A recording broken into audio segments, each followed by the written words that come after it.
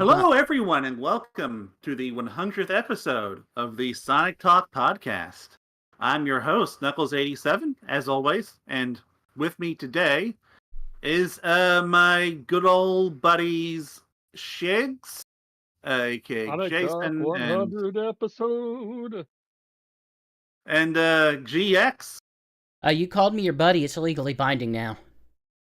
I mean, yeah, it's not like I hate you or something. There is record now of that. Of me being a buddy. And yeah, so 100 episodes, and just so happens to coincide with the biggest month of Sonic stuff of the year, apparently. We knew June was going to be big, but man, that was episode have a whole bunch of big news to come in on. so much news. A new game, new DLC, which we knew the DLC was coming. Sonic Central. And you get a car, and you get a car, and you get a car. We got comic news, movie news, TV show news, 2 TV show newses, technically. so much. Sonic is just a massive multimedia franchise now, and it's so annoying. Oh, it's massive multimedia franchise now. It never before has strove to be a massive multimedia franchise, and no other part in history. I mean, it's been that before, but not since Sonic Talk started. Like, Sonic Talk was mostly the games and and like the comics. The 90s. And then sometimes, then for a little while, we had Sonic Boom, which we just shoveled that off to Shigs' podcast for a bit. Shigs did a Sonic Boom thing. But now it's just like just so much now. It's annoying. I'm not going to do a Sonic Prime podcast. Well, what's the point in doing a Sonic Prime podcast when they're just the whole thing's just getting dropped in 3 chunks throughout? Yeah, we'd have it the year. 3 episodes in 1 year, and then that would be it.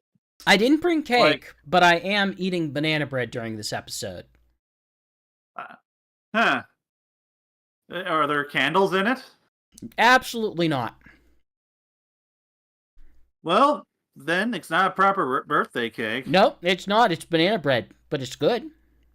But yeah, this month is the culmination of everything that the Sonic franchise has become over the last 100 episodes of Sonic Talk. Like, when we started, it was Archie comics and games, like a couple games a year, and that was more or less it. And now it's so much. What was the first major new release during Sonic Talk? Man, I genuinely don't remember, because I don't remember what year we started it. Well, we're doing it in Sega bits. I think almost 8 or 9 years ago. It would have been longer than that, because we talked, we interviewed Ian Flynn pre-Archie reboot. Would it have been like a Sonic Colors? 2014. Probably around Sonic Colors. Yeah, it would have been around Sonic Colors. Yeah, definitely around that time. Yeah, I don't know. We'd have to dig up old episodes. I was hoping Jason would have a better memory than me. We went from weekly to bi-weekly to monthly. Well, yeah, because we couldn't handle the other 2, and we wouldn't do it every month either. Yeah, we've actually been way more consistent lately. But can you handle all of this DLC? Well, I hope so. I've certainly been playing it. So, okay.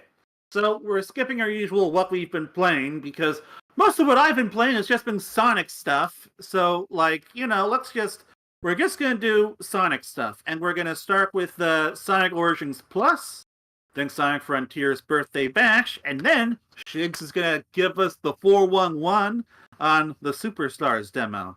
So, first, Sonic Origins Plus DLC. I played it. I got an early code for it. I really got to dig into it. I beat most of the games as Amy Rose. I got pretty far into Sonic CD as Knuckles. And it's a lot of fun. Like, I really do just enjoy Amy Rose's implementation, but like it it doesn't feel like it's worth $10. And Amy Rose really just kind of feels like, sort of a hacked Sonic sprite more than anything else. She doesn't add too much to the gameplay like Mighty and Ray did. She's more or less just there for fan service, which, as a fan who enjoys fan service, I'm okay with that. Like I said, I rebeat three of these games with her, all of them but Sonic 1, just because I was having so much fun just playing as Amy Rose. And like to me, it's like Sega seems to kind of be trying to sort of like rewrite history a little bit to give Amy Rose a more prominent place than she originally had back then. Yeah. But the nice thing about that is, hey, like, a girl is now finally a central part of the classic Sonic cast. And if you're going to do that with anybody, it's going to be Amy Rose. And, like, honestly, she works, given all of that, I think she works pretty well. Like, they didn't do anything weird with her, they didn't go the Sonic Advance 1 route, which just made her, like, a way worse character than all the others. She's, I'm happy with her just being Sonic with some tweaks to her design. Sonic with a hammer, basically. Yeah. So, like, yeah. I guess I would have preferred this being $5 DLC versus $10 DLC because it's just not worth it. And like, especially since it does come with all the digital deluxe content from before, which wasn't worth anything either. So like all of that together would have made it worth $5. But I don't think it's worth $10 for playing as Amy and all the games playing as Knuckles and Sonic CD and like the dozen Game Gear games on top of that. Yeah, I don't think that's worth $10. I think that's $5 DLC. Because I just don't think it adds enough to the actual like gameplay. It's all fan service stuff. It's all extras. It mostly just kind of feels like stuff that should have been in the base game to begin with. Like, I feel like with Sonic Origins and originally should have gone a little further than just being ports of the Christian Whitehead games plus a brand new remaster of Sonic 3. Like, I think that would have made it more worth of the $40 price tag than what we actually got. So I guess I am the weird positive voice in regard to like what Sonic Origins on its own is, because for me, it being exactly as you described is absolutely worth it. That said, I am kind of down on this DLC. It's number one, I don't know how you screw up the audio for the emulation of these Game Gear games. Like, there's a lot I am willing to forgive for them just because it's like, yeah, this is an issue in the Retro Engine versions of these games, but also I'm getting lots of benefits from it being that version of the game. As it relates to the Game Gear stuff, no, it's just an absolute downgrade. Like, there's something... I don't understand this sort of weird audio issue. If it's like, is it by choice? Yeah, it's like it's either too mono and scratchy or it's too stereo and loud and kind of echoey. There's no like middle ground, it feels like. The Game Gear... I've been struggling to hear any...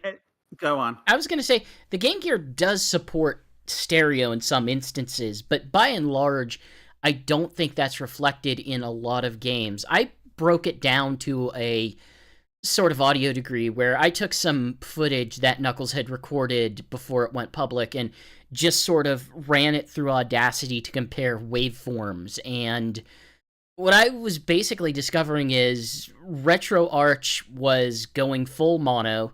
No differences between the two. It was clean audio. It was solid. Then I jumped to his audio from the Sonic Origins recordings, and there's definitely something going on between the two channels. But even if you isolate one of the channels, it still has a weird effect to it. So I don't know if this was them trying to emulate something that the Game Gear did. Sadly, it's been a long time since I've actually listened to Game Gear hardware, but it doesn't sound right to me. Like, it sounds compressed in a weird way, or some people have suggested that it's attempting to simulate some sort of stereo effect, and I'm just not sure that's what that's supposed to be. If it's what it's supposed to be, it certainly does not accomplish it. As I understand it, most of the Sonic Game Gear games do support stereo through the headphone jack. I believe only Sonic 1 is a strictly mono game. But I will say that when I first played the Game Gear games on my proper sound system at home, I was noticing something weird. And then when I brought the audio to then when I had to play the games through a significantly older television with an older audio system, I couldn't tell the difference anymore. I couldn't hear any kind of echoing or anything. And so, at least for me, it does seem to depend on the sound system, because for the most part, I do struggle to hear it. And I guess been kind of taking it at everybody else's word that it's there. Of course, I do have the most recent exposure to Game Gear audio, but I'm also my ears are not the most sensitive when it comes to hearing the intricacies of an audio track. I've just never been very good at that. That's You're one not reason a flack why man. I was never. Yeah, that's one reason why I was never gonna edit a podcast like you do. I just don't have the patience, but I also just don't have the ears. But regardless, hopefully this is something that's glitched that Sega can fix. I know that for whatever reason it didn't seem to bother Sven either. He makes sure to add certain things like this to his review when we brought it up. Because one thing that always frustrates me is, we get the early review code, we play the game, I look for glitches and issues, I'm not finding any, then the game hits the general public, and it's suddenly people are making the water in Sonic 3 and Knuckles turn into milk. Where were all these glitches when I was playing, Sega? Yeah, it sucks. Hopefully Sega fixes it, but to me, this is kind of just goes back to what I was saying before, where this would not. I think this would matter less if the. What the hell? Okay, my TV just unmuted for a second there. That was weird. But anyway, as I was saying, man, I lost my train of thought. This would be less of an issue if these things were just extras, just things that you got for free that you didn't have to pay money for. But now that Sega is attaching a price tag to it, this becomes much more of a problem, because, hey, we expect you to actually put some effort into this, Sega, and they clearly didn't. Putting aside the audio, the emulator itself is also very basic. Every game gets one save state. There's no scaling effects or rewinding or filters. There's nothing fancy Or for the like love you would of God, find put in the a. Master System versions instead of Game Gear. Yeah. So you can have a nice wide screen. Yes. I was thinking, this. Surely they're going to put some effort into this and include options for each of the games, because all emulators give you options for all these different things filters and stuff, so maybe there'd be a way for you to switch between Master System and Game Gear ROMs, but no, not there. No Master System stuff, which is just such a mild disappointment. I know you weren't expecting it. No, it just seems like such an easy thing they could have implemented. Well, yes, I will agree. Hey, they probably should have, but I'm also of the perspective of like Sonic Origins has been at every step of the process. They have told you exactly what will be in the game and have delivered on entirely that and absolutely nothing more. And then people get upset when it doesn't have anything more. And they said new characters. Like Sega was referring to new characters versus the original games, not the Whitehead porks. Yeah, Knuckles. They had Knuckles. They included Knuckles. Knuckles is now in Sonic Origins Plus. So along with Amy. Yep. So yeah. Sonic CD. He can playable in all the other. Yeah. That's the joke. That's the joke, Jason. Congrats, you found the joke. But putting aside the Game Gear games, playing as Knuckles in Sonic CD is a lot of fun. It really changes up how you play Sonic CD versus all of the other characters. Well, okay, Sonic and Amy anyway, because you can really explore the levels, and you can it's a lot easier to search around and find those robot generators.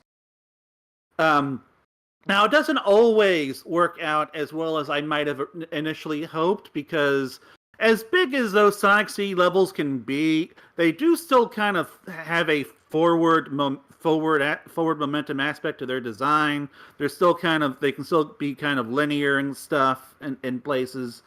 So you can't always explore like I wish you could, but it still changes up the game significantly in a way that I appreciate. Yeah, it's kind of what I was hoping something like Amy, like whenever this thing was announced, I had a lot of skepticism about Amy's inclusion, mostly because it's hard to really envision what she would do. And I believe I pitched on a prior episode of this show, like, you know what would make sense for Amy? Just give her a double jump. And it's ultimately what they opted to do in Superstars, but yeah, and I'm disappointed they didn't do that. I'm disappointed they didn't do that in Origins, because it would have given her something. It changes. It changes the locomotion of characters, and that's kind of what Knuckles does add to Sonic CD. And generally speaking, what I'm looking for in adding a DLC character to a game like this, much in the same way that Mighty and Ray pretty dramatically changes the way that you approach Sonic Mania. Yeah. But Amy does still add something. It's just not really in how you move through the levels. Instead, her hammer is kind of like this super invis shield that lets you hit enemies that you can't with any of the other characters in a way that you can with the other characters. So that makes her pretty useful in bosses. Makes her pretty useful versus certain enemies. It's not as useful as I wish it was. I do wish I could just attack any spiked enemy at any time and not get damaged. You still can't get damaged. It's a little hard for me to tell exactly what the range is. I just know it's significantly more than Sonic's. You kind of want her to have the level of aggressiveness that playing as Mighty would have in that situation. Yeah. But she will. But there are a lot of circumstances where it's I didn't play with her very much, but I did complete a full playthrough of Sonic 1 with her just because that's, it's nice and quick. And there's stuff that she's really useful for, like caterpillars. Caterpillars are a pain in the butt in Sonic 1, just trying to navigate around them. They put them in such painful, annoying locations, but Amy can just, jump on, and there's a decent chance that her attack hitbox will just hit its head without making the thing separate. Those weird crawling spike enemies in Spring Yard Zone, she can just jump on them. Yep, that little hammer, that extra hammer attack really comes in handy. My big revelatory moment was during the Sonic 2 final boss, where I could just wail on Mecha Sonic. Just go straight for his back spikes and just wail on him. Not just Mecha Sonic, those but also can't hurt me. But also the Death Egg robot. Like the Death Egg robot, you can't hit in normal Sonic 2 because the spikes are just high enough on his wrist, that you will get hurt if you try to, hit him at the wrong time. Whereas Amy, like, her attack radius is just so massive that you do the damage before you even impact any of the spikes. So by the time you hit him, you're already got some blowback, and you can just line up your next attack.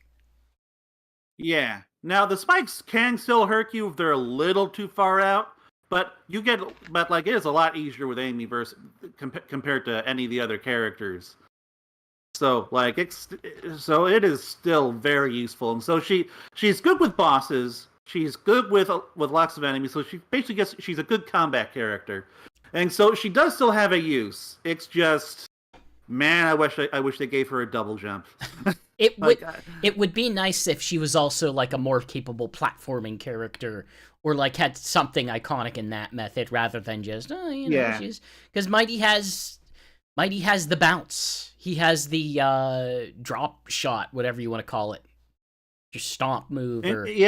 What Amy has is she just rushes forward with her hammer, which is neat, but it's also just in kind of midair worth if also in midair if you're jumping her. Don't dump Amy. If you do a double jump, she'll get you.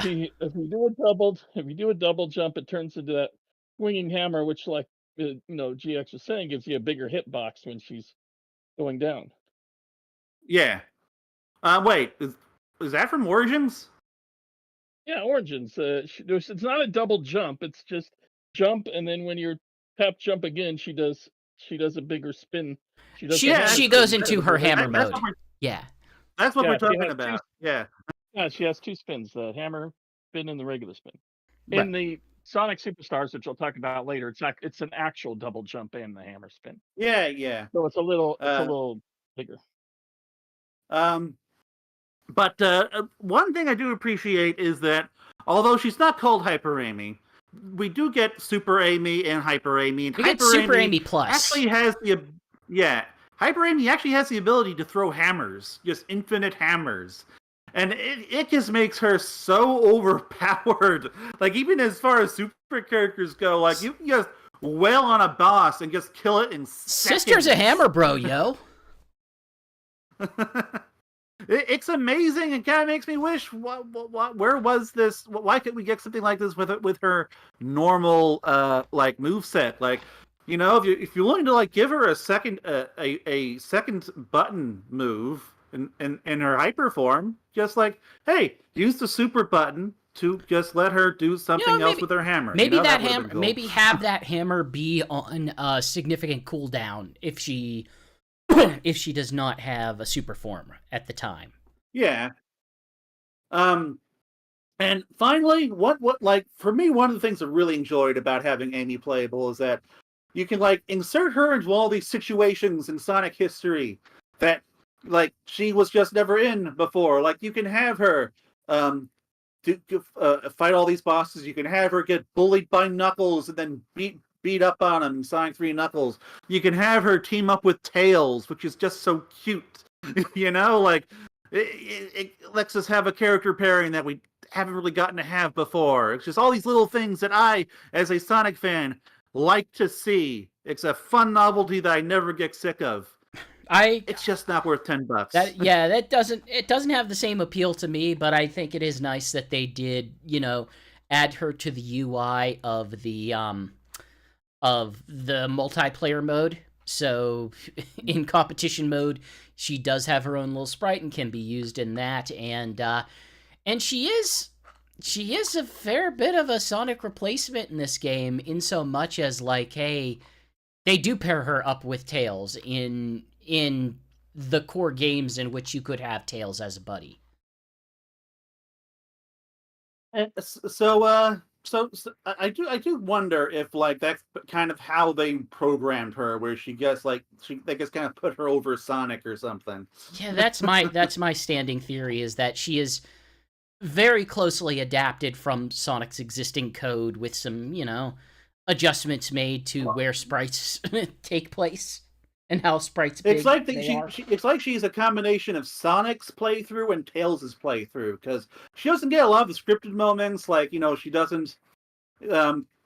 We don't get to see. She doesn't get some of the bits in Sonic CD. Of course, we don't get to see her rescue herself.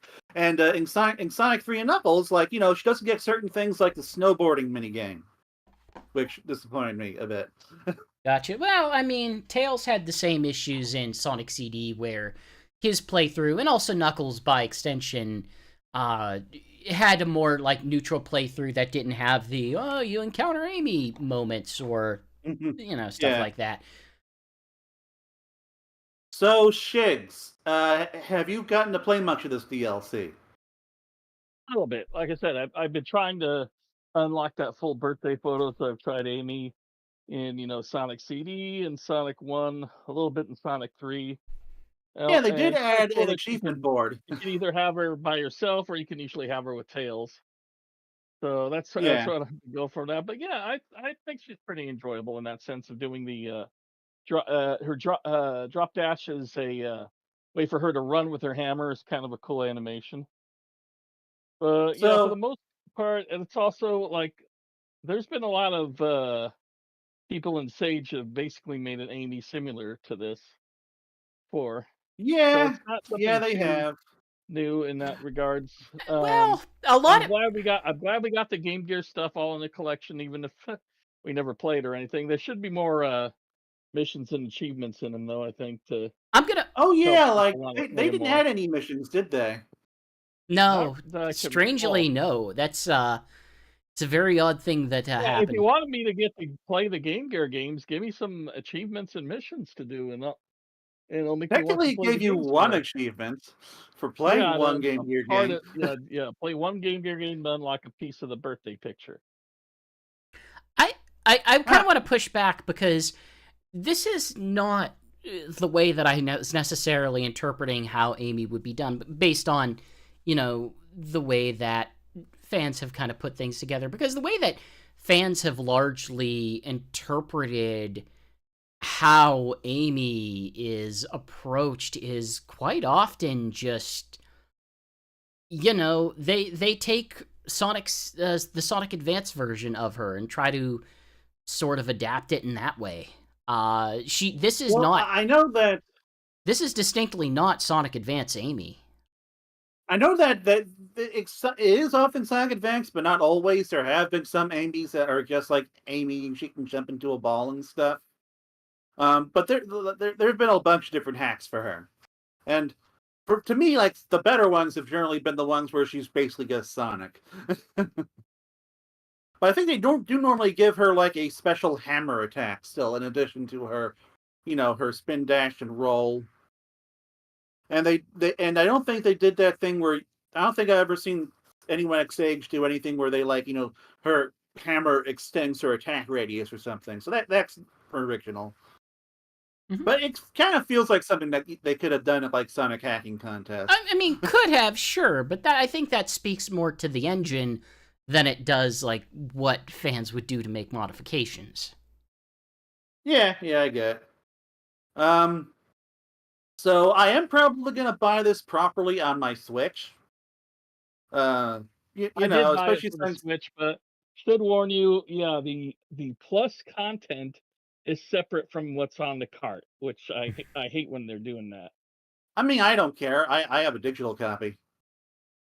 Yeah, so they got I did get it on the Switch. I like the reversible art. The art book is kind of unnecessary because it's pretty much all of the art that you can unlock in the game, and that's all it really is. So wait, did you get a physical copy of Sonic Origins? Yeah, I got it on Huh. Switch. All right.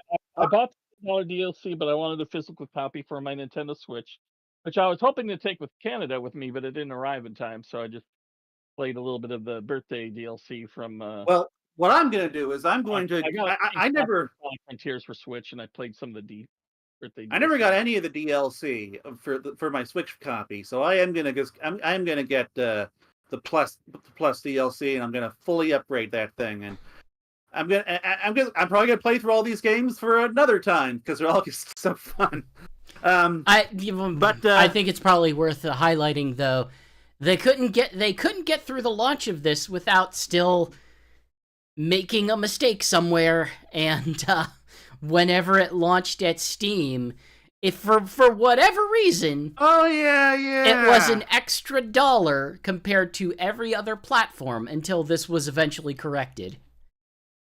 Yeah, and on top of that, the pack shouldn't roll out for like hours. Like, I think not until the following morning or something. Everyone else was playing it at midnight, but those poor Steam users, they bought it and then they just couldn't do anything with it. They paid extra for it and got less.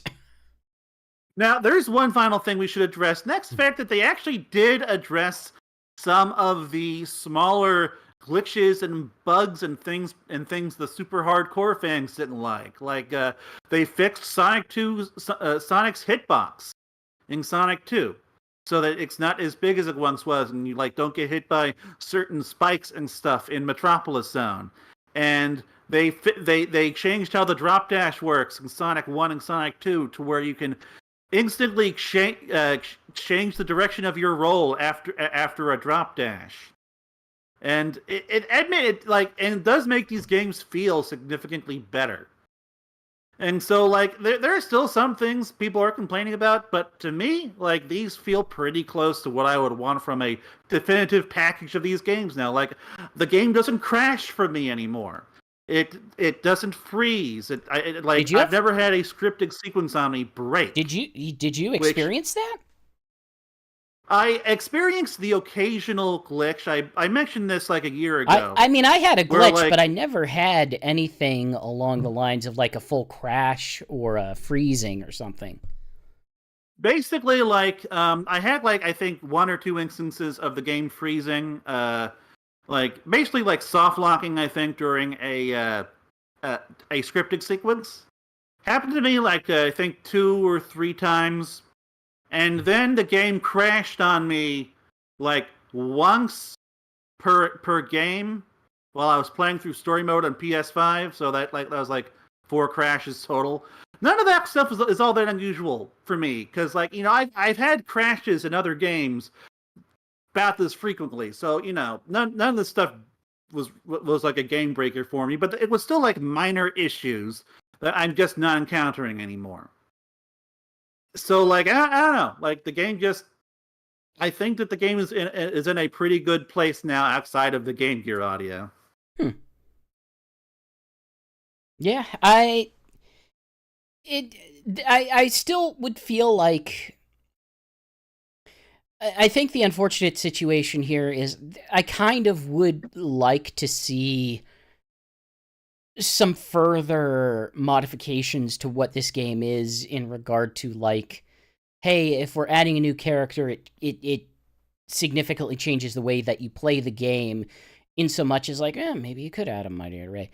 It seems like the community for this has kind of either hit a wall with what you can actually do in it, as opposed to other versions of these games through other methods.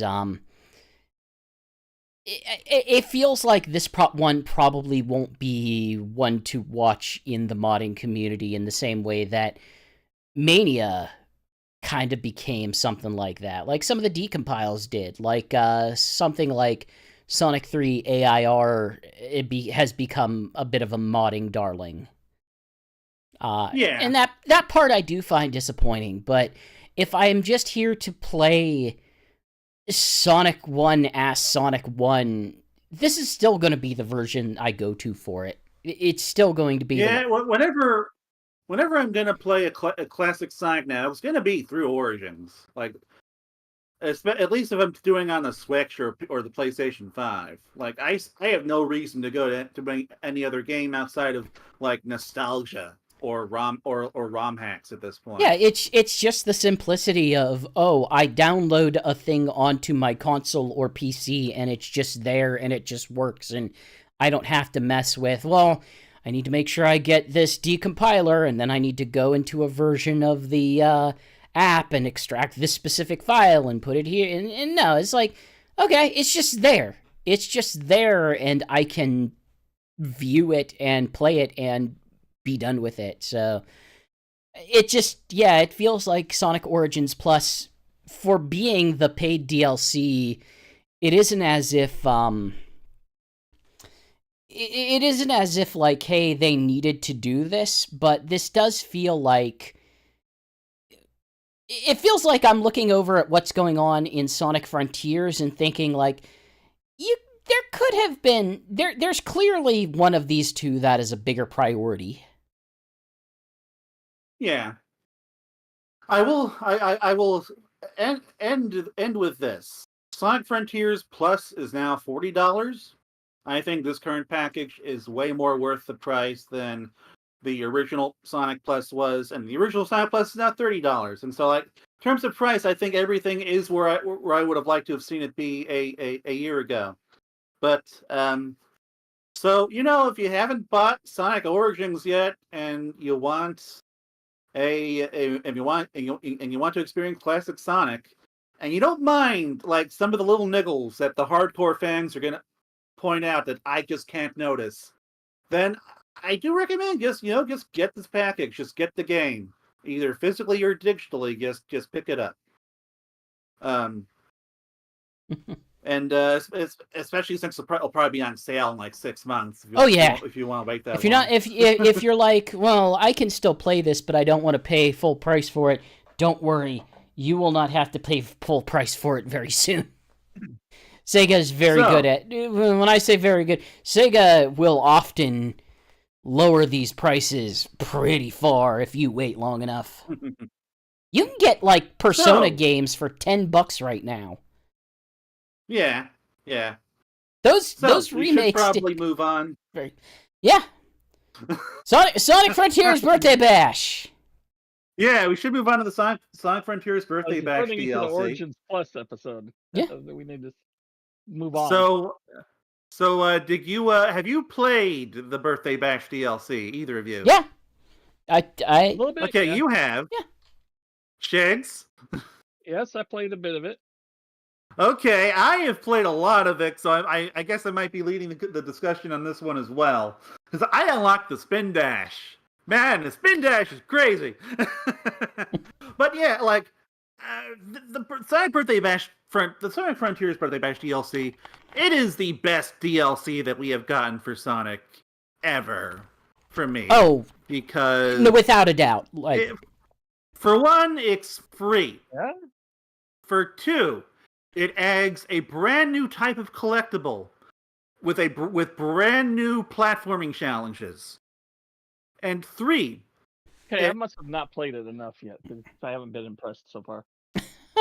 And three, it adds action chain challenges, which finally make use of the fact that, like, you can, like, move between these different platforming challenges to make, like, bigger platforming challenges, and it turns it from just being a fun thing to do to being a fun thing to do with a purpose.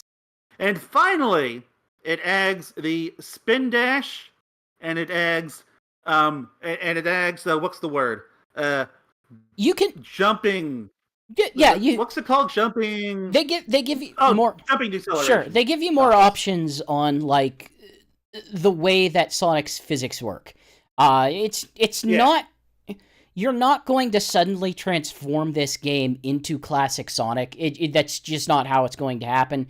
But it doesn't. But I will admit it feels better. But yeah, you can do things like prevent him from just coming to a dead stop as soon as you stop applying forward button input, which was always very jarring, especially when you do something like watch him enter a cyberspace stage running at full hilt and then press nothing on the gamepad and watch him just stop as soon as you gain control of him in a level, which very jarring. I suspect Sega did that. I suspect Sonic Team did that for, like, platforming, to, like, make it easier for you to, like, jump on smaller platforms without slipping off. But yeah, that did have some really weird side effects. There has to be better ways to handle that. Like, it still doesn't necessarily feel natural. It kind of just feels like, it feels a bit like they didn't quite nail the snapping of you are moving to you are not moving in a particularly satisfying way. But it is better than what it was prior, or at least it feels slightly more natural. Yeah, and air movement. Like, it was kind of weird that by jumping or moving in the air, it would kind of reduce your speed. Now, you can kind of adjust, like, how much do you want to reduce your speed from that? And it does things like track which of these settings or which of these abilities you've actually used when completing a cyberspace stage. So you can kind of track, like, well, I did this, but I used the spin dash during it, and I had air deceleration off, so that's what that means in this context. It's kind of neat. It's kind of little attentions to details.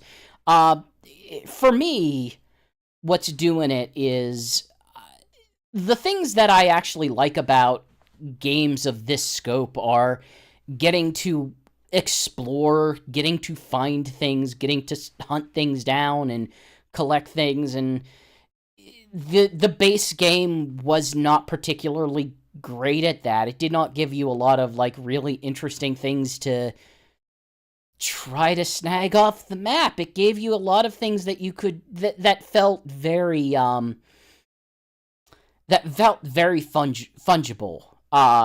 It's like, why do I care about getting this heart token? There's like 50 other heart tokens that I could be getting.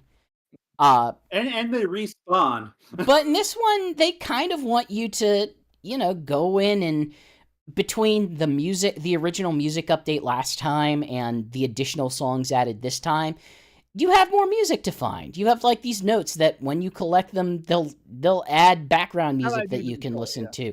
They have the big Coco, which have crazy costumes and effectively are hidden in difficult to reach areas that have extra platforming attached to them. So not only do you have to kind of figure out, okay, where do I actually go to start this platforming challenge, to, okay, now I have to complete it, and then you get the big Coco, which apparently is worth multiple Coco or something. It's not really...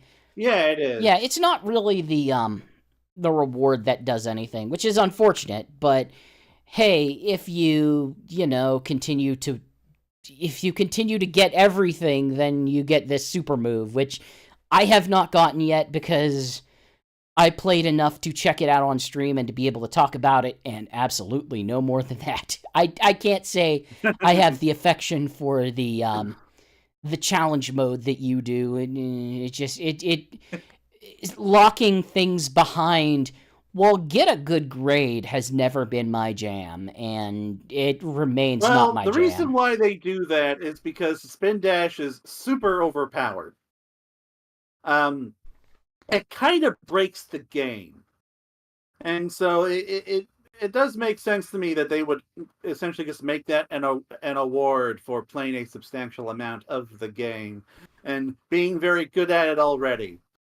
But okay, so like for me, the physics changes you can do, like I made it so that Sonic, I adjusted it so that Sonic doesn't come to a complete stop. I didn't push it all the way, but I did push the jump deceleration toggles to 0, and the game just feels so much better now with those off. And so for those of us who haven't experienced it yet, like what are we talking about with the Spin Dash? Because I was skeptical of the Spin Dash at first. Just well, like, what does this? It takes quite a bit to unlock. Yeah, too, the Spin Dash is like this super boost move, where like you can basically like charge it up. You can charge it up in the air. You can charge it up while you're running. It's like the Sonic Adventure Spin Dash, except it's just on steroids. Because you can just press the spin dash button from wherever you are, and you just get a massive boost that gives the game a sense of it's way more powerful than what you can get with your regular boost. And it can cause damage. It can send you flying through the air. It can let you pull off all these crazy shortcuts. It is just this really incredible super move that kind of trivializes certain platforming challenges if you're good enough at it. Now, for me, the big issue I face is I have trouble just controlling the damn thing. You can't because it can be a little difficult to just charge it and then aim it, because you have to be at a complete stop in order to do that. And then you press the left trigger and the circle button when you're at a complete stop to do a traditional charging spin dash. But if you're moving at all, Sonic just spin dashes. He just goes, just like he did in Sonic Adventure.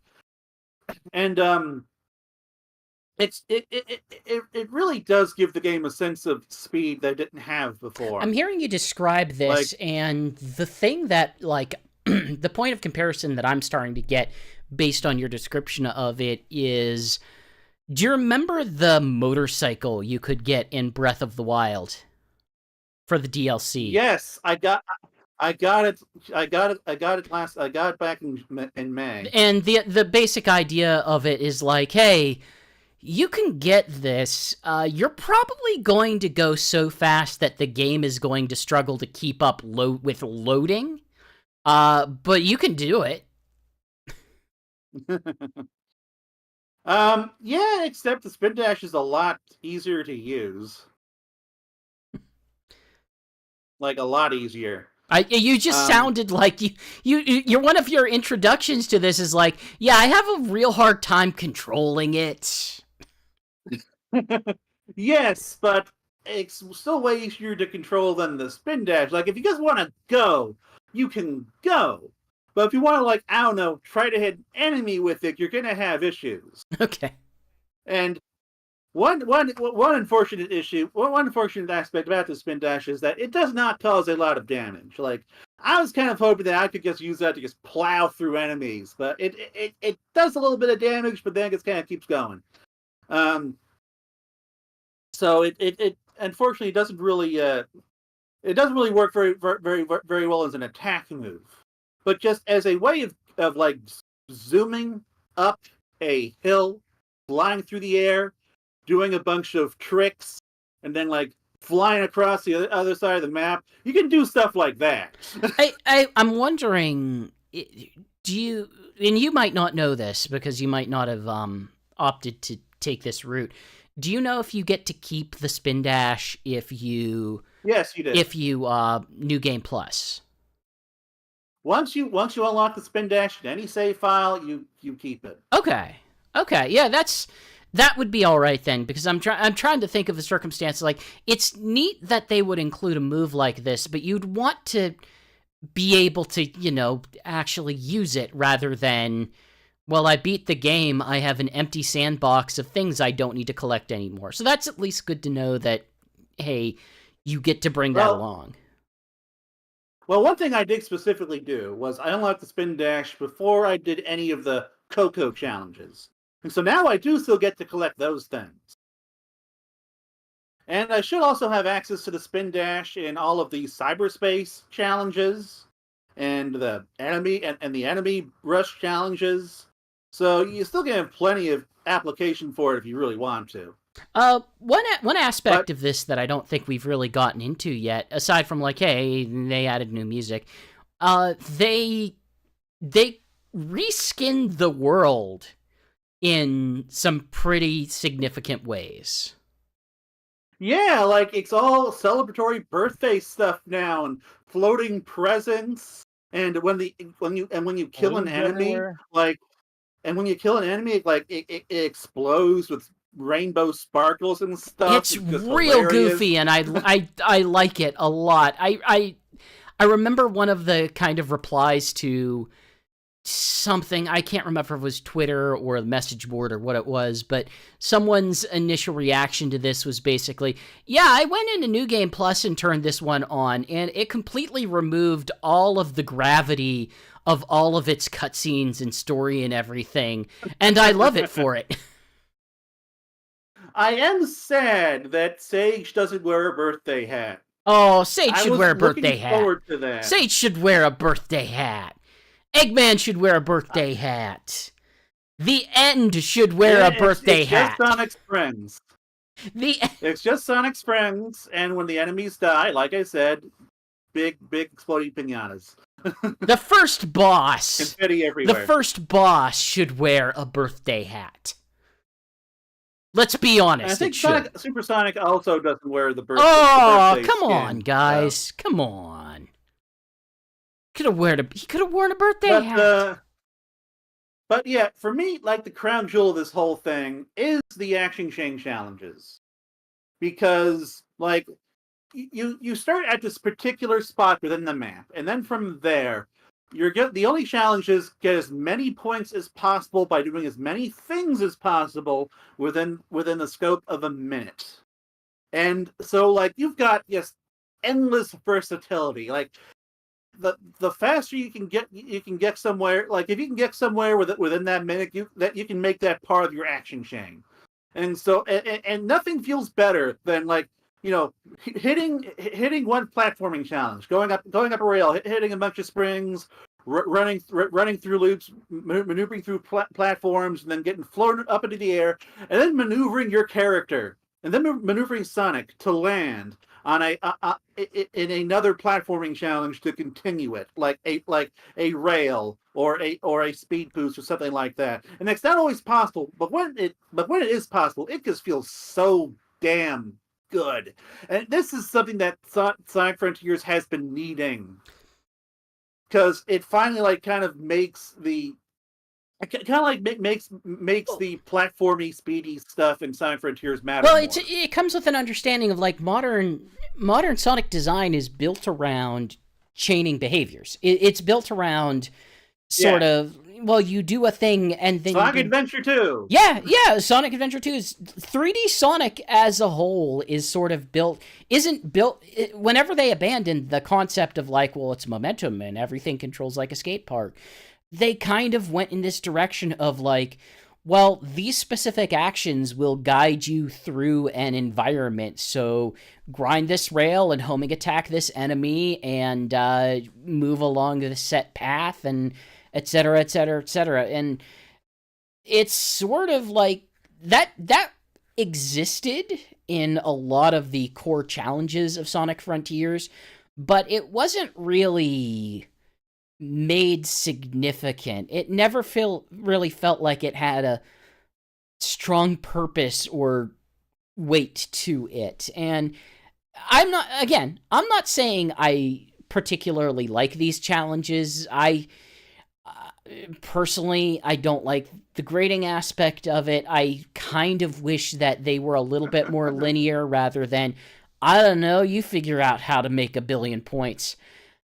But that's what's so fun about I it. understand. Just, figuring it out. I have to like what it's doing before I kind of accept that part of it. But I at least understand, like, okay, this is at least a natural extension of what this style of Sonic is sort of built around. And I can understand it and not really care for it much. We'll say that. So, Shigs, you said that you also felt underwhelmed. Yeah, it's just that I don't think I've played as much of you guys as you guys have. It's just that I don't see anything much with the link challenges that really adds much to the game so far for me. I do like the birthday, items, except I remove Sonic's birthday skin. I think that. No, he has to wear that birthday skin. No! Make him wear the stupid glasses, Jason. I like the rest of the birthday environment. Make him wear the stupid glasses, Jason. Yeah, I don't want to wear the stupid. Put on the glasses. Sonic looks like he's having so much fun with those with those. Look, you glasses need on. to you need to can't have this describe him as that. giant UI covering that makes it hard to really focus on what you're doing. That's important. Yeah. That UI is kind of garish. Oh, it's awful. Like it's covering up so much of the screen that it really should not be. I'll tell you what, you like those challenges. Try challenges on hard mode with maximum UI. What about you have these serious like cutscenes with all these silly little things going on in the background? So, Jigs, you have anything else to say on the Birthday Bash DLC? Really, because like I said, I didn't play enough of it to really get a good All gist, right. so. Well, I there's one thing wouldn't that count my that opinion you've too much played. on this part so far. There's one thing that you've played that neither of us have because you actually live on the West Coast. Yeah, pretty much anyone hasn't played it so far, and that's So Sonic yeah, you played. Superstars. Yep. Yep. You are one of a few hundred people to have played this.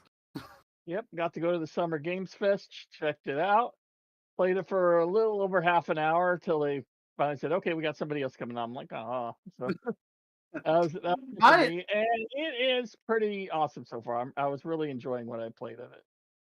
It is awesome. It is basically, return to classic Sonic, including the physics, but with 3D graphics, and it is amazing how well they've done that.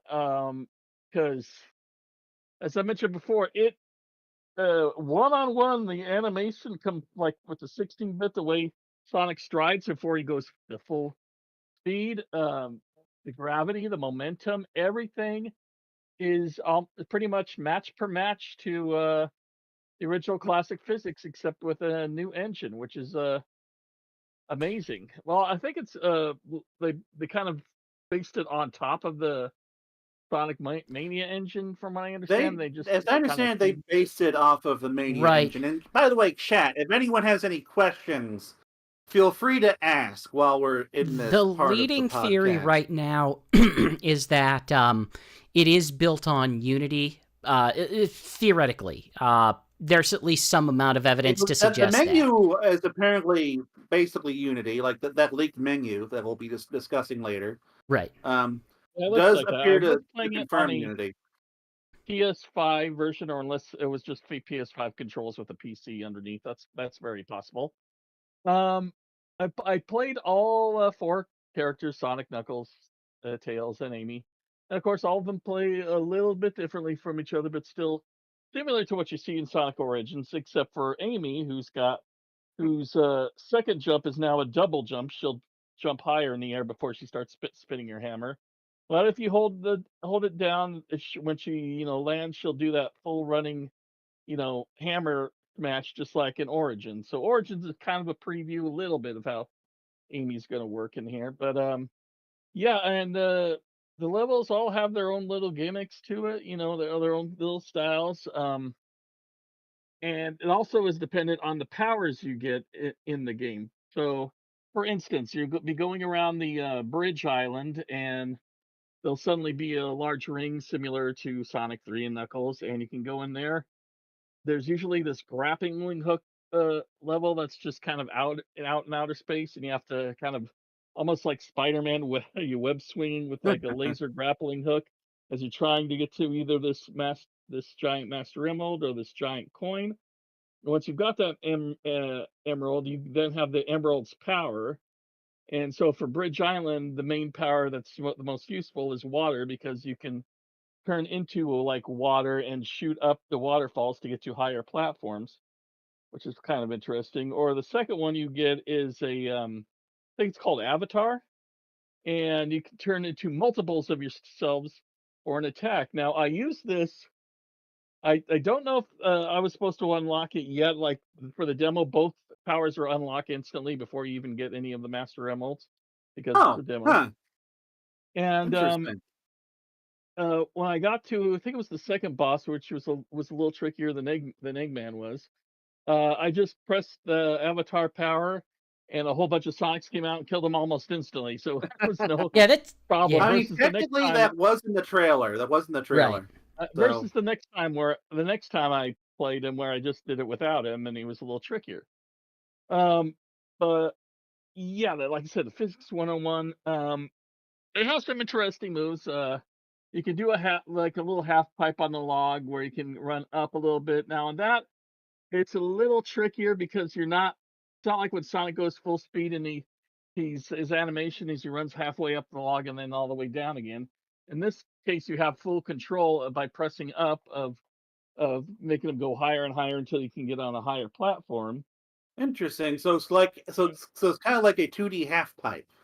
Yeah, and the other zone was like the speed jungle, I believe it's called. Yep. Now, this reminded me quite a bit of the jungle level from Sonic Rush. There's a lot of sliding down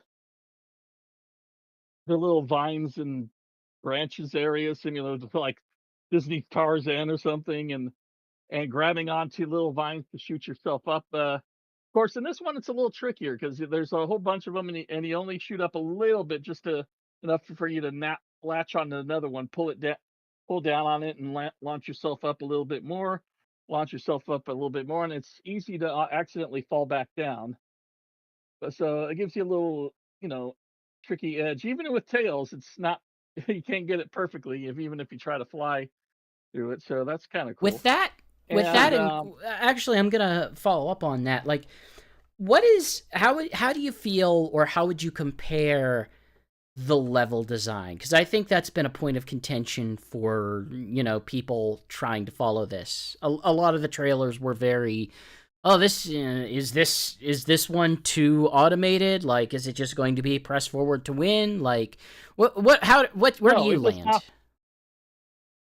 It does not feel like press forward to win at all. There are places where they have like speed boosts that take you forward, but it's a large map and it'll take you where you want to go.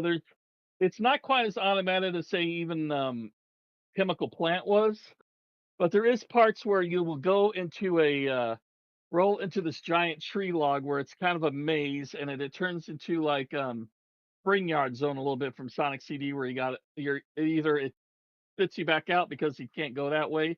So you have to jump into the middle one and then try to find out how to get out of that or how to get higher through this little maze your character's spinning through the whole time. That reminds me a lot of Spring Yard Zone in that. So it is some automation, but it's also what I call controllable automation, where you're going to certain levels, to get up higher or to get to an alternate path in just case you find stuff like sometimes these like warp zones will just suddenly appear and you can go in there and do a little bonus level where you're just bouncing through the air to collect more rings before you're shot back out. That's kind of a little like bonus game that not everybody catches, but I don't know if it's from going full speed or it's just randomly shows up. I think that's part of the multiplayer design of it. So that's one thing I want to talk about because there's occasionally Yeah. 4 blocks that'll show up, and you could jump on one and hang it on it, and you'll get extra rings and jump off. So I think that's part of the multiplayer where you could be cooperative, competitive, and you're trying to get through the level, but you're also trying to collect the most rings out of everybody. I think that's what's going on in that Um. com- So particular speaking of the setting. multiplayer But and the level design, one big concern I had was that New Super Mario Brothers, those games tend to have looser, wider open level design that kind of sacrifices some things in order to accommodate multiple In order to players. make it And somewhat so what? playable whenever you have 4 players on the screen who can interact with each other. And so I'm wondering, like, does Sonic Superstars feel like it's making those sacrifices, or did it feel like a game that was still built primarily for single player in mind, in your view? it does still feel like a single player game to me. I mean, when I was playing it, I didn't really feel the kind of multiplayer aspect outside of collecting those little rings and stuff like that. And the characters zoomed up on the screen. My initial impression is that when there's 4 more, it's going to zoom out. from what I've seen in trailers, it looks like it zooms out during those scenes, and then it just Huh. zooms back in when you got one character. That's all. That's what you'd I want it to don't know if do. there's gonna be. I wonder if there's gonna be split screen or not in it at all. Well, everything we've seen has been on a single screen. Yeah. So I'm not 100% You sure see, what you have if to they'll, do, if maybe what they want to show for that. everyone has to bring in their own Game Boy Advance, and then you connect all of the Game Boy Advances to the Nintendo Switch, and then everyone has their own individual screen for that.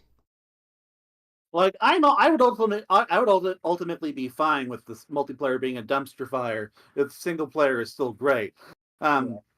And the So it's bosses not. still really feel like classic bosses. They all got their little tells, but they're all still pretty powerful. You fight, I think, an Eggman mech in the second boss, Yeah. which is he aims for you. The target hits, and you just got to spin dash out of the way.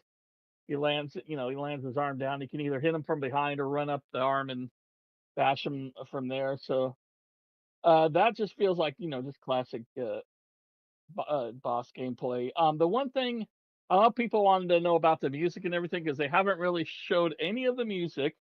I could hear it a little bit in my earphones. My headphones are having me wear, but at the same time, it was so quiet I couldn't really hear the music that well. It doesn't. It might have been placeholder or something, but it didn't. It wasn't as bad as like Sonic 4 or anything, but it also didn't seem that Eh. memorable from what I could hear of it. Sonic 4 has some good tracks. But like I said, I couldn't hear it that well, so I can't. I don't know if Hmm. can really comment too hard on it. I do know that some music samples did get leaked to Twitter. I actually haven't really had a chance to listen It to was it, and now the place is on fire. it was music. The music samples were part of the interview with the team.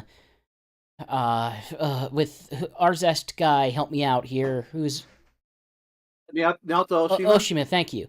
There was an interview with Oshima. I forget if it was separate or if it was part of the Sonic Central. Sonic Central. Yeah, Sonic Central. Sonic Central. I'm getting confused between the many nomenclatures that Sonic Japanese media gives. But yeah, Sonic Central, I think there was an interview, and that interview had some audio tracks, and then someone kind of was able to reconstruct that music despite them talking over it. So that's kind of where that comes from. And did you listen to it? I listened to it. It didn't. It's weird because like you're listening to something that has been cleaned up to the best of one's ability, which means it's not it's not the way that you would want to listen to it because it dips and then jumps in volume in weird ways, and it's weird like that. But I would not say I heard something that I would describe as like a banger in the same way that I would have heard that in Sonic Mania, but it didn't seem offensive. All right, so basically your view is the same as Shigs's. I got one final question, and that is the special stage. You got to play it. How was it? Oh yeah, there's 3 bonus stages, of course. The one with the swinging on the electrical laser vine, and that was fine. There wasn't much to it. It's hard to lose on that one unless there's a ring you swing on that swings you away, or there's these little boost pads you might accidentally land on that shoot you away. But for the most part, that part's pretty easy, and and there's nothing to the bouncing coins other than collecting coins. The other one that I played, I think it was by doing gold posts and getting on there from like Sonic 2 style. And this is a recreation of the Sonic 1 bonus levels, but done in a really good style. You're doing it at 60 frames per second. The thing's spinning up really well. You have to watch out for accidentally hitting these red like triangle spikes because that instantly ends the level. But you also have to hit these big targets that are triggers that are marked with a big P, so you know they're a trigger. And I'll switch out the spikes to walls so you can go further down to maze. and you're trying to get like 3 medals in each level. I'm not sure what the medals are for right now, but I have a strong feeling they are going to be for currency later in the game to unlock skins and other knickknacks, in the full game itself. Hmm. But that was a challenge. The first time I did it, I died almost instantly. The second time, I managed to get through it, and then there was a second one that was even harder, and I was just cheering myself because that was really, really tough, and I just barely managed to get it, but I got through it. And those are, I'll say, a lot more fun than the original Sonic 1 versions were. Well, good, because I'm not really a huge fan of the Sonic 1 versions. I mean, Like, to be I fair, don't know, they're less cheap than Sonic 2. the Sonic 1 special stages aren't pleasant to play through. They're just kind of, I don't know, fumble your way through until you figure this out. And Sonic 2, Sonic 2 is at least learnable.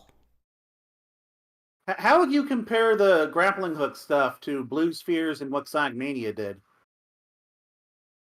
Blue Spheres and Sonic Mania. Oh, the grappling hook is the Blue Spheres are a lot more fun. The grappling hook's just All kind of right. like a basic thing.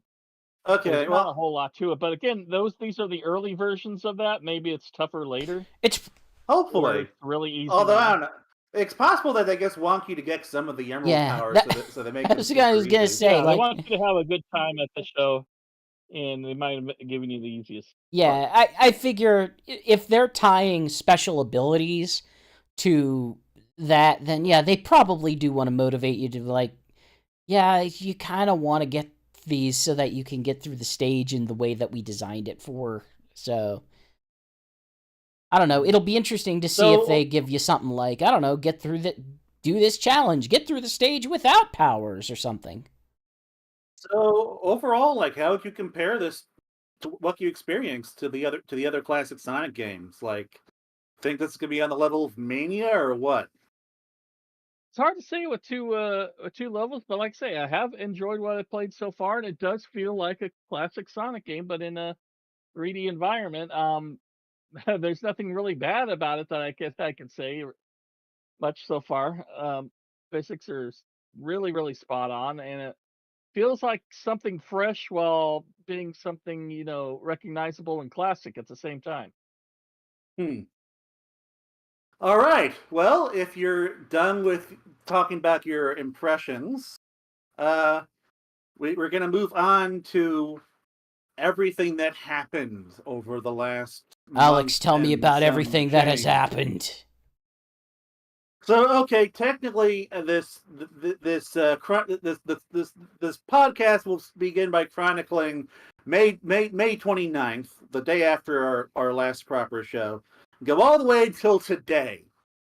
So, um, the anniversary stuff started basically immediately with Sonic the Comic's 30th anniversary, which happened on May 29th. I had no idea that we like had an exact date for when that comic got published, but apparently we do, and it's now officially 30 years old. You know, the Fleetway's comic is like, I don't know, it's more than old enough to rent a car now.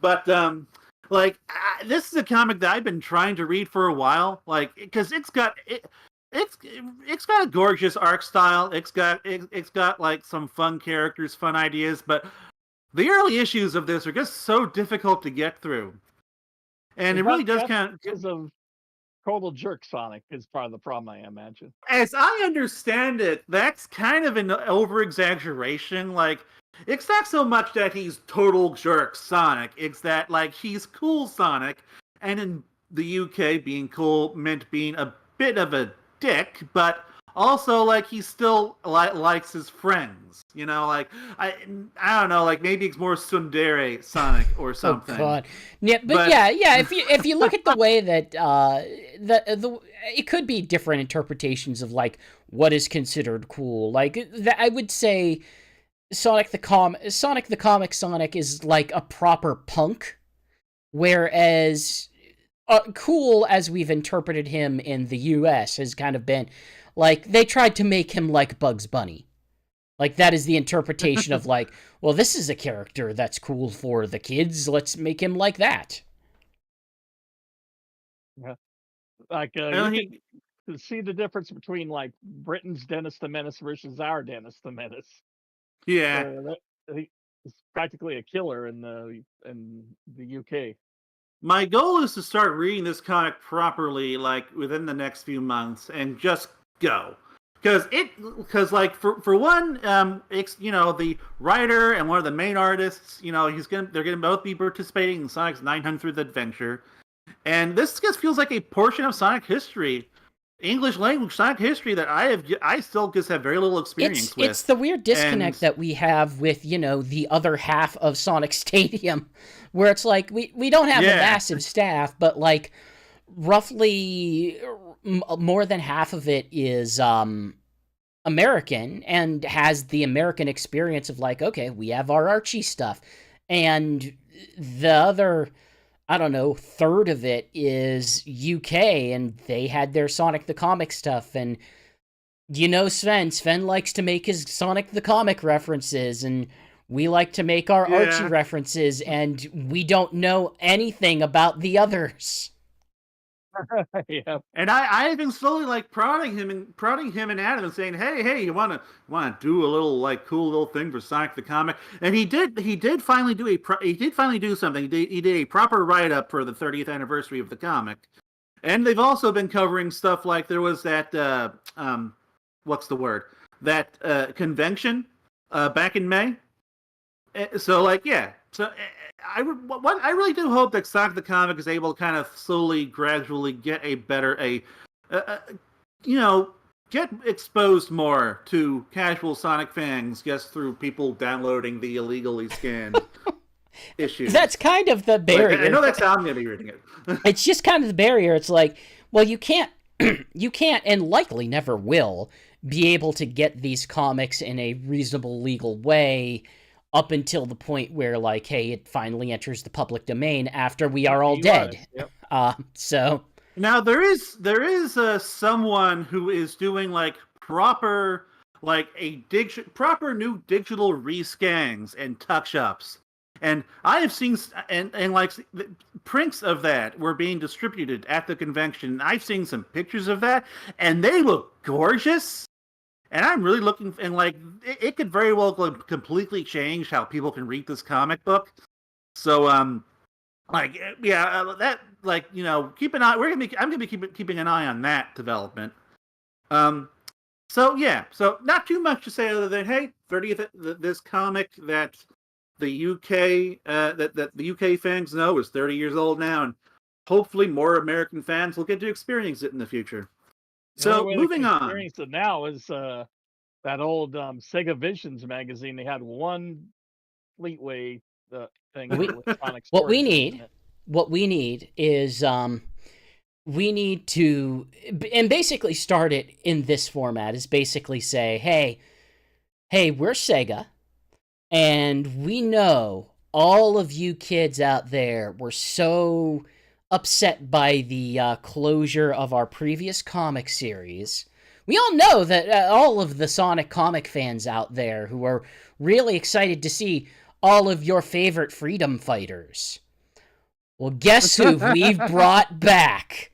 Porker Lewis. And Techno and the rabbit whose name I can really remember. You wanted to have this Porky Pig character face on top of an bizarrely humanoid body. You've been waiting. Johnny Lightfoot, yes, Johnny Lightfoot too. Yeah. And their version of Princess Sally, who's completely different from the. This is the Princess Sally everybody's been begging to see. We finally put them in a game. Not Princess Sally, just Sally. Yeah, she wasn't a princess. You wanted Sally all this time. Well, we're gonna give you Sally. Oh, the idea. In any case, just say, I give you the Sally who's called Ricky in the U.S. So he's basically a dude over here. So, not everything that happened over the last month has been, great for Sonic's legacy. So, Yuji Naka is facing 2.5 years in prison. He hasn't been sentenced yet. The sentencing's actually going to happen in a few days. So, like, we're gonna know soon enough whether or not Sonic's dad is going to jail. But at the very least, he's facing 2.5 years in prison. So yeah, The charges that fight is him so fingers. weird. It's weird that he might be going to jail. I guess that's just so odd to me. I feel like when we're talking about Sonic Superstars, when we mentioned Nayo Oshima, we're like the one Sonic creator not behind bars. It's kind of funny. Like Sonic Superstars, it has Suzuka, it has Sonoe, it has Oshima, like has all of like the big core Sonic people from the old days, from the Japanese side anyway, not the American side. But not everyone aside from Yuji Naka, who made a really bad game, did insider trading, and is now going to jail. Well, I mean, probably we'll see, but yeah, at least he's in trouble. So To be fair, Hey, Oshima also Yeah. made a really bad game. Wonderworld was kind of a crime on its own. What were you saying, GX? I said, to be fair, Oshima also made a very bad game. He was. And yeah, the same very bad game, but Yuji Naka was directing it. He was complicit in a different crime. He just wasn't complicit in a crime that you could actually go to jail for. Yeah. Yeah. So I joke, but like, hey, everything I've ever heard about Arzest has kind of been, yeah, they'll do the work that you hire them for. You better have a good vision of what you're going to have them work on. And that's kind of what makes the fact that that Sonic Superstars has had such universal praise all the weirder, because it's like the very first really good RZS game might very well be a game where they were supervised by Sonic team. Hey, they made some good 3DS Street Pass games. Yeah, we're not counting those. Oh, I'm counting those. You can't stop me. Those are barely games. Oh, they're games enough. They're games in my heart. So, Shigs, what were you saying when GX was also talking earlier? I was glad that I played the game ahead of time before I saw that was, by the creators of Balan Wonderworld on some of the Sonic Superstars. It's always good not to have your views poisoned like that, because then you can be even more impressed if you like it. But moving on. So, Somebody Amigo is not just coming to the Switch. It's also coming to the Meta Quest, specifically the Meta Quest 2 and 3. As like, it's just called Somebody Amigo in America, although in Japan it's like called Somebody Amigo like virtual dancing or something. And man, I might be double dipping on this. Oh, I am. I don't play a lot of games on the Quest very often, but that with the proper handles, might be a better experience than on the Switch. Might be a better experience than on the Dreamcast. Is that I still have the original Quest. It's not coming to that. And I've made the decision that I'm going to get the Quest 3 when it comes out later this year. Which means when y'all are playing Somebody Amigo Oculus Quest on your Quest 2s, I'm just going to be sitting here stuck with the Switch version, which will hopefully also be quite good, but won't be in virtual reality. That should hopefully be better than the Apple VR. It's it's gonna be cheaper at the very least. I don't know about better. Like, man, like $3,500. Alex, it's not going to have Samba de Amigo. Therefore, it won't be better. Yeah, that's accurate. Yeah, this looks. That does objectively. This looks good. Like, I just want to put this out here. This looks real good. This seems like a very good fit for Samba. It looks like a lot of VR rhythm games where you're just trying to line up your arms in a way that matches what it needs to match. But like, if you combine that with just the sort of madcap theming of Samba de Amigo, where it is this it is this Latin dance party among very over-the-top character designs and crazy rainbow visions of everything. It's just... It looks like it would be an amazing sensory experience, just strapping that to your face and getting to, see that. Otherwise, like, it still does look like, hey, we 80% adapted what this game will be on the Switch to a VR thing, which is, Yeah, like I think it even has the same like multiplayer gimmicks. It looks like it has a lot of the same features. The biggest difference I've seen thus far is effectively like, hey, you can... It has a different sort of note highway. Like the Samba de Amigo Switch version is going to have the much more traditional version of that, where it's like things emanate from the center and you have 6 different note positions that you can move towards using your maraca hands. And the VR one is more like, okay, they're coming at you, just line your arms up with where they're going to be and shake where you need to shake. And yeah, and I'm hoping it's as fun as it looks. I am still a little low key worried that there's going to be something wrong with Samba de Amigo that we just don't know about. Yeah, yet. I mean that's the eternal Sega I think the word. hands-on previews, but I think that the hands-on previews that we got recently have been positive. So yeah. It may end up just coming down to it may just end up coming down to the musical choice. There's 2 things working in its favor. Thing number 1 is that, hey, we do have some positive buzz surrounding it. Thing number 2, hey, the controllers are going to be better than they were on the Wii.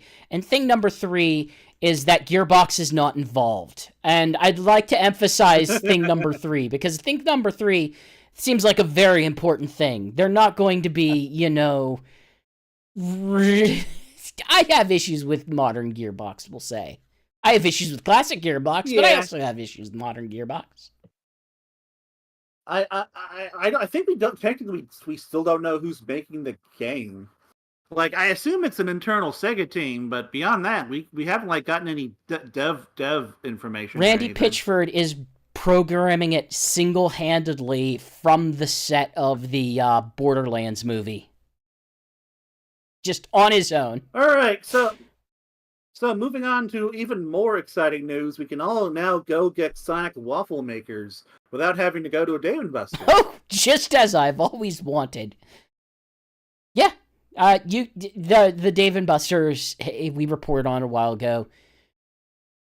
There was a weird... You can only play so many coin pushers. You can only pay so much tens of hundreds of dollars to get a $20 prize.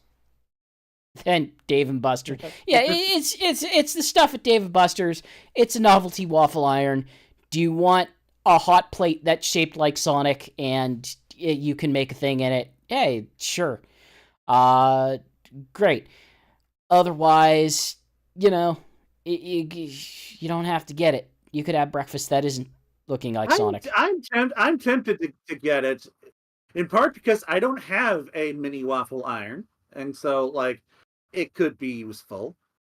And also, it's small. My kitchen doesning have a lot of space. Here's the thing, Alex. Here's the thing, Alex. This it's stupid, and I'm going to specify and emphasize that yes, it's stupid, and because of that reason, I almost sort of want one as well.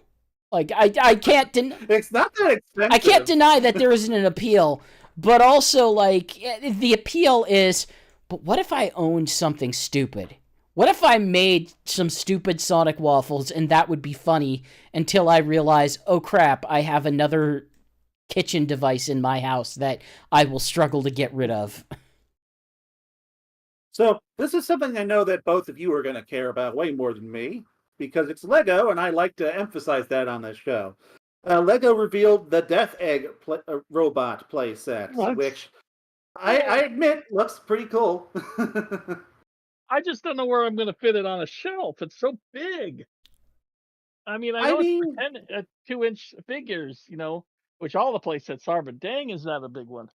what you do is you just swing your arms where I your think Legos so. are right I think now, there's a and disconnect just here. keep it going until the I think shelf there's is a clear. disconnect here. Jason, Oh, I'm sorry, Jason, you said Lego. yeah, Jason.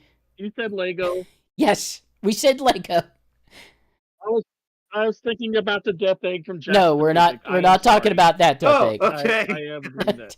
No, this is the Lego Okay. Death. I have that. Yeah, too. this is the Death Egg robot, the final boss of Sonic 2 in Lego form. The one that comes with Cubot.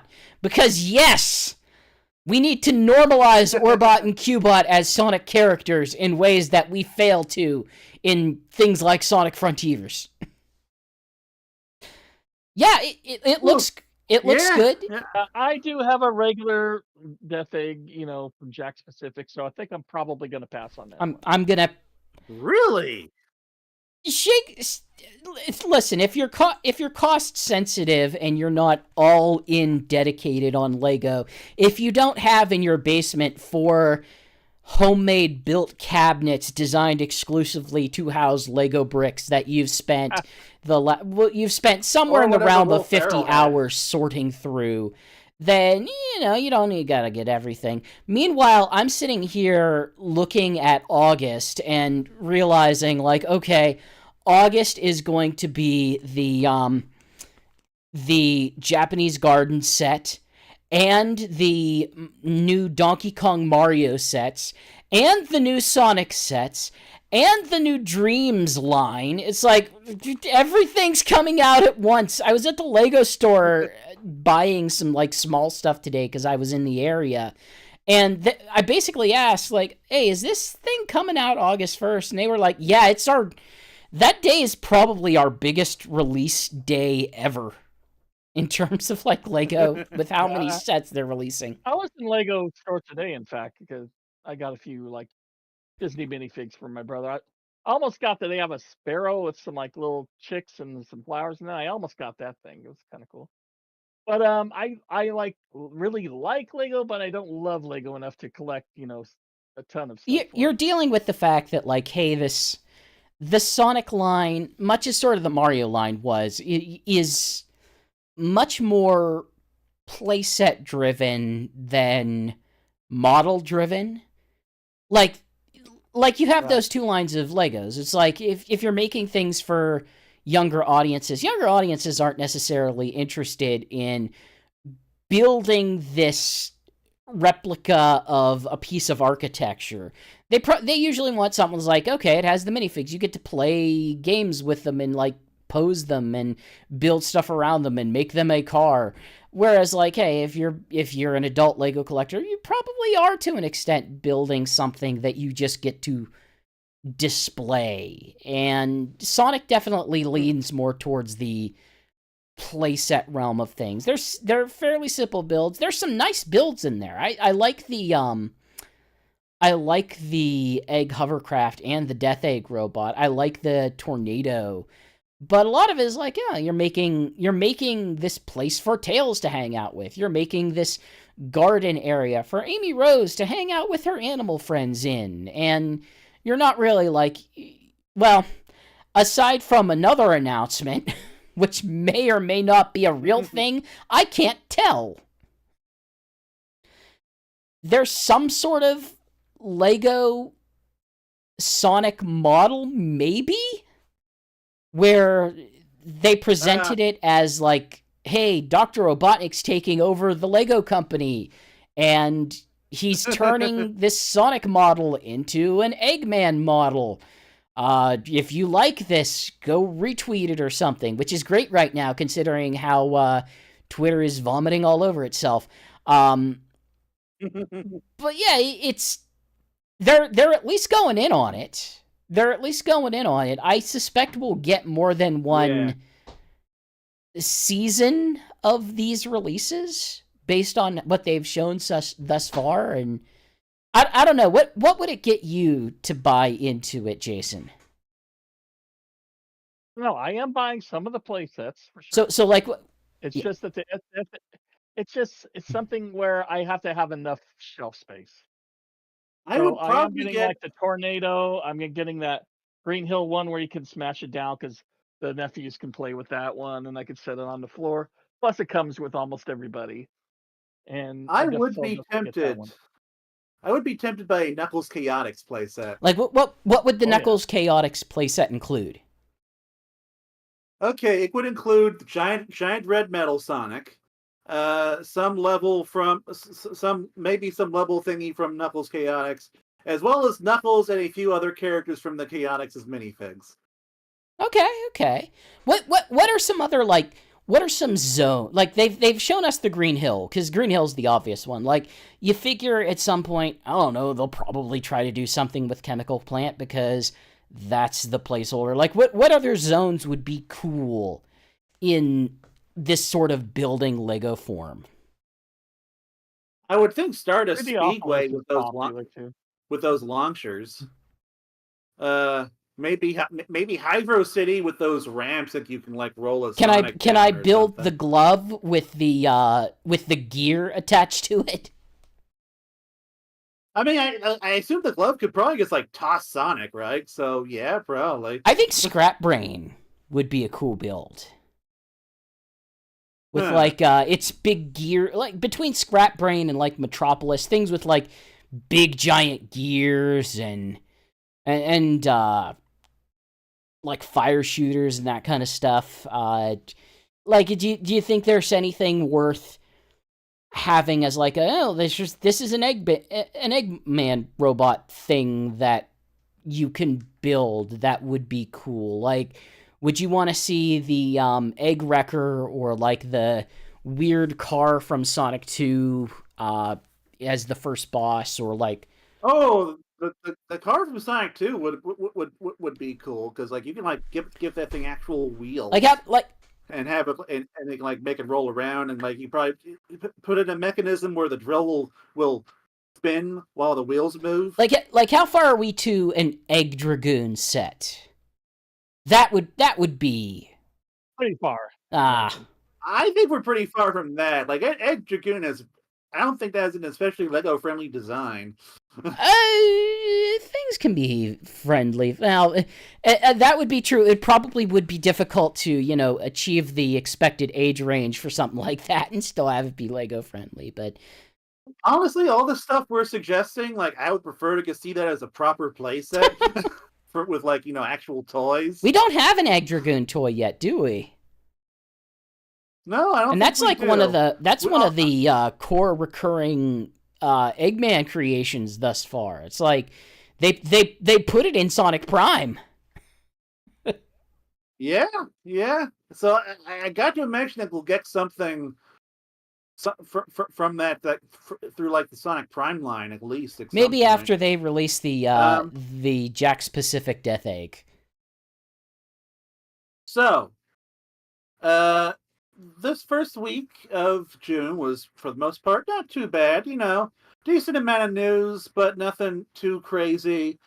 And the final thing, which I got to cover, was some Knuckles the Echidna show developments. The Kid Cudi revealed that the filming was wrapped in London, and we got to see a new logo appear on their press website, and we got our first idea of when the show would be coming, which would be the fall, or which is either the fall or winter.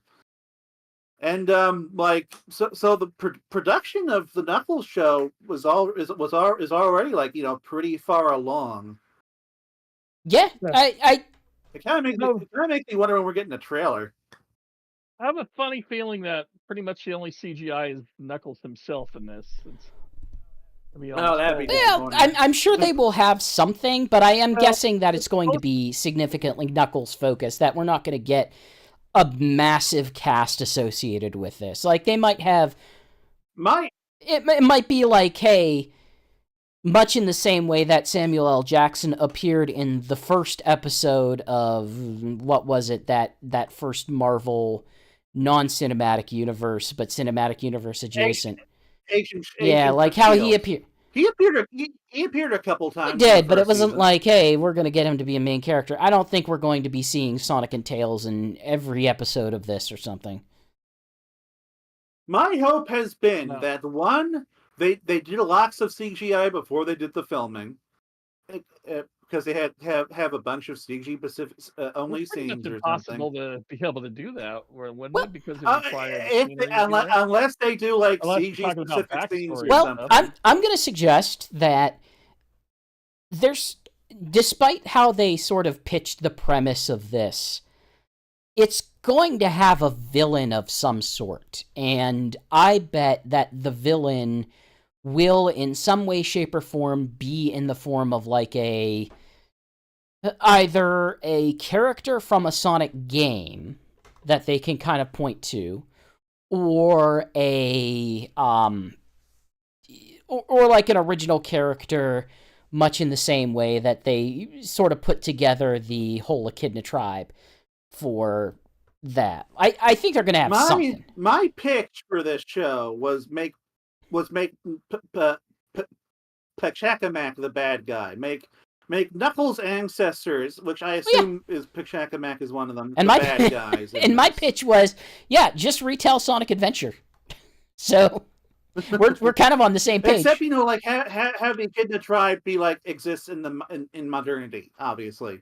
But my other hope for this has been that they will use the show to introduce some characters that will be in Sonic 3.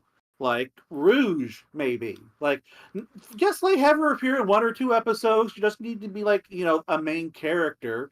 But just have her pop up, establish her, do some things so that she's established by the time we get around to Sonic 3. She works for the government or something. Yeah, more or less. She works for Gun. We have Gun and president, Sonic whatever. 2. So her working for Gun and during the Knuckles series isn't too far off. Well, you figure. But you figure the beginning state of, for what it's worth, the beginning state of Sonic Adventure 2 is, hey, Sonic has gotten awry of Gun and is captured by them. Like, it's always possible that it could set the stage for something like that. Like, it could be seen almost as, one of the approaches that you could do is you could make it the prequel where it sets up, okay, how do we get to Shadow? How do we get to the events of Sonic Adventure 2? And if it's something like that, and not just Knuckles and Wade hanging out, then I'm going to be way more into the premise of this show. I have a pitch. Hear me out on this. Yeah. I'm skipping ahead a week, but we've got Christopher Lloyd. What if Christopher Lloyd was Gerald Robotnik? That's pretty perfect. Tell me about it. Call me Hollywood. Oh, yeah, I hadn't considered that. Oh, damn, that would be really good. Huh. And he just appears in Knuckles in maybe flashbacks or something. Darn right. That could work. Go back to the future with me, Maria. So moving into the next week, things began to get a little crazy. So Sonic Superstars got revealed a day after we learned about the Knuckles developments, and we had a whole show just talking about the reveal and what was in the trailer and all that stuff. I wasn't out because I was driving to LA to go. You were playing the game, and if you guys want to hear us talk about the game's reveal, just check out our last special episode. It's right there. But then after the game came out, we got a whole bunch of new. But then after the game got announced, we got a whole bunch of new information on who was making it and who wasn't. And the first thing we got was Ian Flynn not working. Yuji Naka is not working on Sonic Superstars. We can announce that exclusively here. And also that, Yuji Naka is also not working on Sonic Superstars. But Ian Flynn, not working on Sonic Superstars, but he's working on a Sonic Superstars non-gaming project, probably. He did one of those things where he basically confirmed it without confirming it with his knowing smile and all of that and special details. But he's working on he's working on something. It's either a cartoon or a game or a comic. but he's You're doing not something for currently Sonic working on putting Superstars. a file in a cake. So like personally, I'm rooting for like I guess a full-on classic Sonic Superstars tie-in miniseries of some kind. You know, like because I love classic Sonic and IDW, but man, I would also just love a cartoon. 30th anniversary comic. That was the fun one. I ended up getting that in hardcover. When So they did that. so if we follow along, every major release except Sonic Origins itself, which had animated sequences in the game, has gotten some form of external animated production. And you figure once Flynn got was he involved in Rise of the Wisps? I'm trying to remember. I thought that was before him, but I think that was like one of the first things he may have been involved in, if I remember correctly. So, I may be remembering incorrectly. I know that in addition to Flynn, the artist, Tyson Hess has been heavily involved in. Tyson Hess has been involved in everything, much in the way that Ian Flynn has suddenly become involved in everything.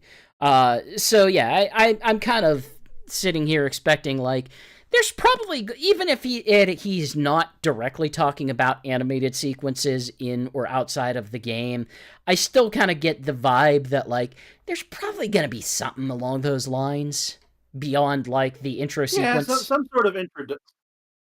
sort of prologue, maybe one that's introducing the new character or something. But well, now we do know, of course, we do know who is working on this, and that is Naoto Oshima is RSS team, and Sonoe is doing the music. And we already discussed all that, but nevertheless, I do think this is pretty cool. Oshima even designed the new character, which we later doing the music should be important to talk about because his track record with classic music compared to the rock music hasn't always been the best. Yeah, but in addition to Sonoe, we also got a confirmation that T-Lopes is also doing music for the game. He is very good at classic stuff. He's also very good at Ninja Turtles music. Jun Tsuno T-Lopes collaboration can be pretty awesome. Sure. It's going to be the first classic Sonic game where it has crazy mixes and then also wailing guitar. Just all the time, nonstop. Like, honestly, I would not mind a soundtrack that like took some inspiration from some of the like Red Book soundtracks from the 90s, like Sonic CD, both the American and Japanese tracks. Like, you know, there's more to classic Sonic music than the Genesis chip tunes. Yeah, I suppose it's I kind of have, based on what I've heard, I kind of have like okay expectations, but my expectations aren't that much higher than like Sonic 4, and I'm not saying that as someone who's like, well, they made a bad soundtrack there. It's like, I think Sonic 4, they made a game soundtrack. Like, there's not magic there, but it's absolutely fine in some of the tracks. At the very least, I think Sonic 4 Episode 2 is a pretty solid soundtrack. I think Splash Hill is a good song. I think Splash Hill has good music. Yeah. I think the other ones are, you know, not quite there, but I think Splash Hill's good. Yeah. Although I do know that at the very least Splash Hill is divisive, but I think people are more upset about the instrumentation than the actual compositions, personally. But I don't know. Yeah, that is generally what I've seen people complain about. So, Oshima RSS Sonoe working on it. Oh, and T-Lopes. But Whitehead and Headcanon, they were in talks to do 2D Sonic, and this is so frustrating to me. Like, apparently, like, there was discussion of getting them back on board, and I can only assume this is why we ended up waiting so long for some sort of Sonic Mania follow-up. But, like, eventually, unfortunately, like, things fell through with Whitehead and Headcanon. Now, of course, headcanon would eventually come back to do Sonic Origins, but Whitehead and Evening Star would go on to do their own thing, which we will be talking about soon. It's because it got revealed at the Nintendo Direct. But yeah, so but at the very least, the Sonic team did work to translate the retro physics over to Unity, which, as Jason discussed, worked pretty damn well. Works pretty damn well so far, in his experience, and all the people overanalyze every single clip of footage. Also seem pretty happy with how the actual physics look. Yeah, it's there's been side by side comparisons of okay, here's a segment that is designed to emulate what is going on in this chunk of trailer of Sonic Superstars, and it kind of lines up 1-to-1 in a pretty noticeable way, and it's something to be excited. It's something to be excited about, because Sega hasn't really internally, well, I say internally, but I also mean through them. No, not through Arzest in this case. They've made classic Sonic before, but even then, classic Sonic had sort of a simulation of a physics or a momentum, but it never quite hit correct. Even Sonic Generations felt. I know I was pretty happy with Sonic Generations. Sonic Generations is okay most of the time. If you don't try to mess around with it, it's not too noticeable. But if you try to start doing things that you know how to do in actual 16-bit Sonic, then you'll notice, well, Spin Dash just makes everything stop. Sonic can't really go through this loop in the way that you would expect him to. It feels like it's a 90% of the time it's a good imitation of it, and that other 10% of the time it's it's not doing what I expect it to do. And that 90% of the time is still pretty good, but it's noticeable whenever it goes wrong, we'll say. So them, going all the way and saying, okay, how does this work in Sonic Mania? How can we make this work elsewhere? And that's important. The feel of Sonic in classic Sonic is important, and it's the thing that the community has kind of emphasized for literal decades. And I'm glad that that Sega finally kind of sat down and decided, yeah, we're gonna figure this out for ourselves finally by copying Mania. And the community seems pretty happy.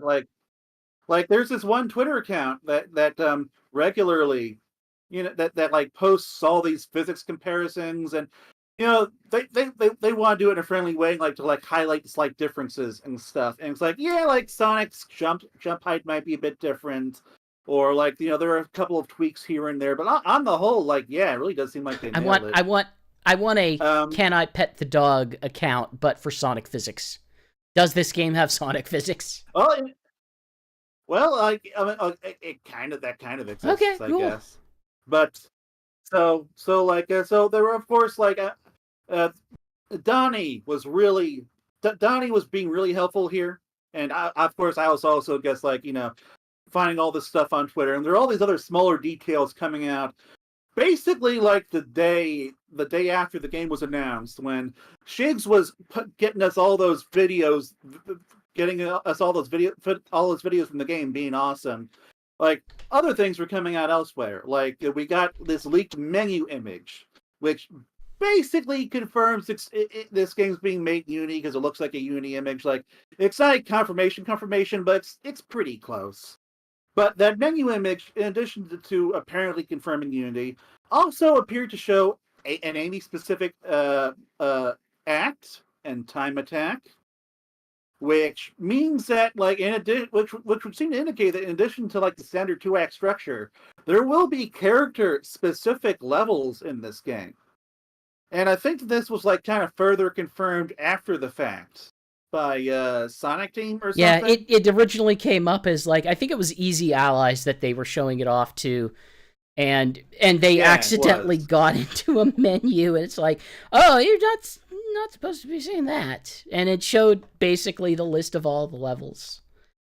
And yeah, Sonic Team have given us sort of a sense of what to expect. We're gonna get 12 zones out of this. You figure it's gonna have a couple acts per zone. What did the menu say in terms of acts per zones? It was like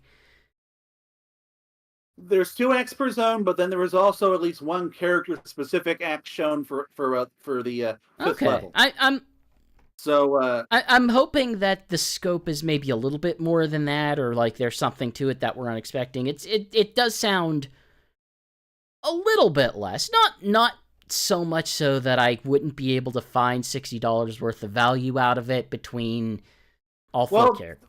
Well, we do know that there are 12 levels as well. 12 levels, at least 2 acts each. Although again, it looks like there might be character-specific acts, which will make that even bigger. Sonic Team actually, now that I remember now, Sonic Team has said that there are certain parts of the game that only certain specific characters can access. So that would basically confirm the Amy-specific act that we saw in the menu. Right, like character challenges would make an amount of sense for like. Yeah. In the same way that you got character-specific stuff in the challenges in Sonic Origins. So we also do have confirmation that there are no reused areas, which I'm sure will excite all the people who get all livid whenever Green Hill is brought up in something. Instead, we have basically like blue Green Hill, which, hey, it looks though? cool. Like, it wasn't necessarily an issue of, hey, there's Green Hill again. Well, for some people it was. For me, it was more like, okay, you can't just be reusing these assets over again and acting like that's okay. It's not okay to just continue to use everything that you made in Sonic Generations and port it forward. Sonic Frontiers, my issue was less that, Green Hill again, and more, why are there only 4 level themes for all these cyberspace levels? They could have stood for more. But, and finally, although we know that the co-op is local, which sucks, but apparently, according to Sonic Team, the co-op was too fast for the online multiplayer. Which is probably BS. I don't know.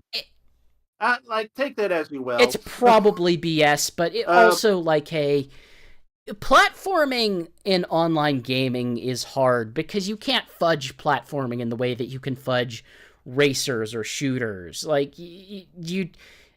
Yeah, or fighters to a degree. Yeah, like, you're not exactly... Rollback mechanics don't quite work in the same way you want in a platformer. It gets weird like that. You kind of want to have... But, given that this... Yeah. But given that this co-op, what seems pretty casual, I think that the occasional glitch wouldn't have been the worst thing in the world. Yeah, I guess. To me, I look at that and think, okay, does this imply a manner by which characters are interacting with each other in a meaningful way? And I guess they probably are to an extent, based on that. Well, we know that Tails can carry characters. Yeah. Shigs, are you trying to say something? No. Fine. Okay. But we do know that the game does have an online 8-player battle mode. So there's that at least. I'm not sure what the battle mode is going to be. I assume maybe it's some sort of thing where you fight or something. I don't know. But it's going to be there, and it'll be online. The only thing online, it seems like. So it's weird to me that when they first revealed the game, they only said, hey, new character is going to be designed by Oshima, and they didn't show the character in the opening trailer or anything. But then it's we immediately see the character in the online in the opening animation that Shigs recorded, and then they just reveal the character's name the very next day. The very next day, and we know that it's a girl. She's called Trip. She looks like a raccoon, but I don't know. And she's apparently super klutzy. and she acts as a guide for Fang and Eggman over the North Star Islands, which is where the I game takes hope place. they never show her face and make fan artists just seethe with rage. What fan artists have a lot of fun is coming up with their own. Yeah, but it won't be canonical. We've never seen them. It won't be canonical, and that will upset them because some people need things to be canonical for some reason. A lot of fan artists like their speculative art, in my experience. But okay, so that was it for the Sonic Superstars news for that whole week. It was very busy time trying to keep up with all that. Really big thanks to Donnie for helping us with that, and for Shigs for again getting us all that footage. But so at the same time, we also got like a leak from, I think it was an official like Sega employee, I forget who, that from the Brand Licensing Expo, where we got like a bunch of it wasn't a Sega employee. It was an Arzest employee, and it was the Arzest employee. It was Oshima. Right, now he was over at Brand Licensing. It was like taking pictures of their thing, and it's like, here's all this stuff that they haven't really officially announced yet, like the Death Egg playset, like a Dr. Starline plush, in presumably in the. Oh, I am getting that. Of course I am. You said we were getting Surge first. I was all like, no, Starline. We're getting Starline. Oh, I mean, I'm buying Starline too. We also got a Sonic 4 boss. Yeah, it's the Death Egg. It's the Death Egg playset. The Death Egg playset is based on. This is what I was mentioning before. It's based on the Death Egg fight in Sonic 4 Episode 2, which is a good boss fight. Like, it's a good boss fight, and it's cool to be recreated in there. Like, Eggman's piloting this giant biological heart-shaped robot, and you're just running across these rings that spin around it. It's a cool scene. And you get a giant Death Egg playset. Like, you get your Unicron of Sonic. And, like, who can say no to that? So in addition, we did get an early look at some merch, some really cool merch, and we also got another Nendroid, a Knuckles one, which also looks really cool because it comes with a Master Emerald. Yep, it does. This is your reminder that hey, Nendroid was previously a sponsor, a longtime sponsor of the website 4chan. Use that information as you will. I am using that information to kind of deprioritize purchasing from them. You make your own decisions on how you feel about that. Well, for me, Nendroids are just too expensive for what they offer. But regardless, Master Emerald, we don't often get a Master Emerald toy, I don't think. Like, I'm trying to remember how often the Master Emerald appears in anything, and I can't really recall. There's too many different toy lines to really take account of them all, but you're not wrong in that they don't really use it that often. Going back to the Knuckles news, great way to close off the week.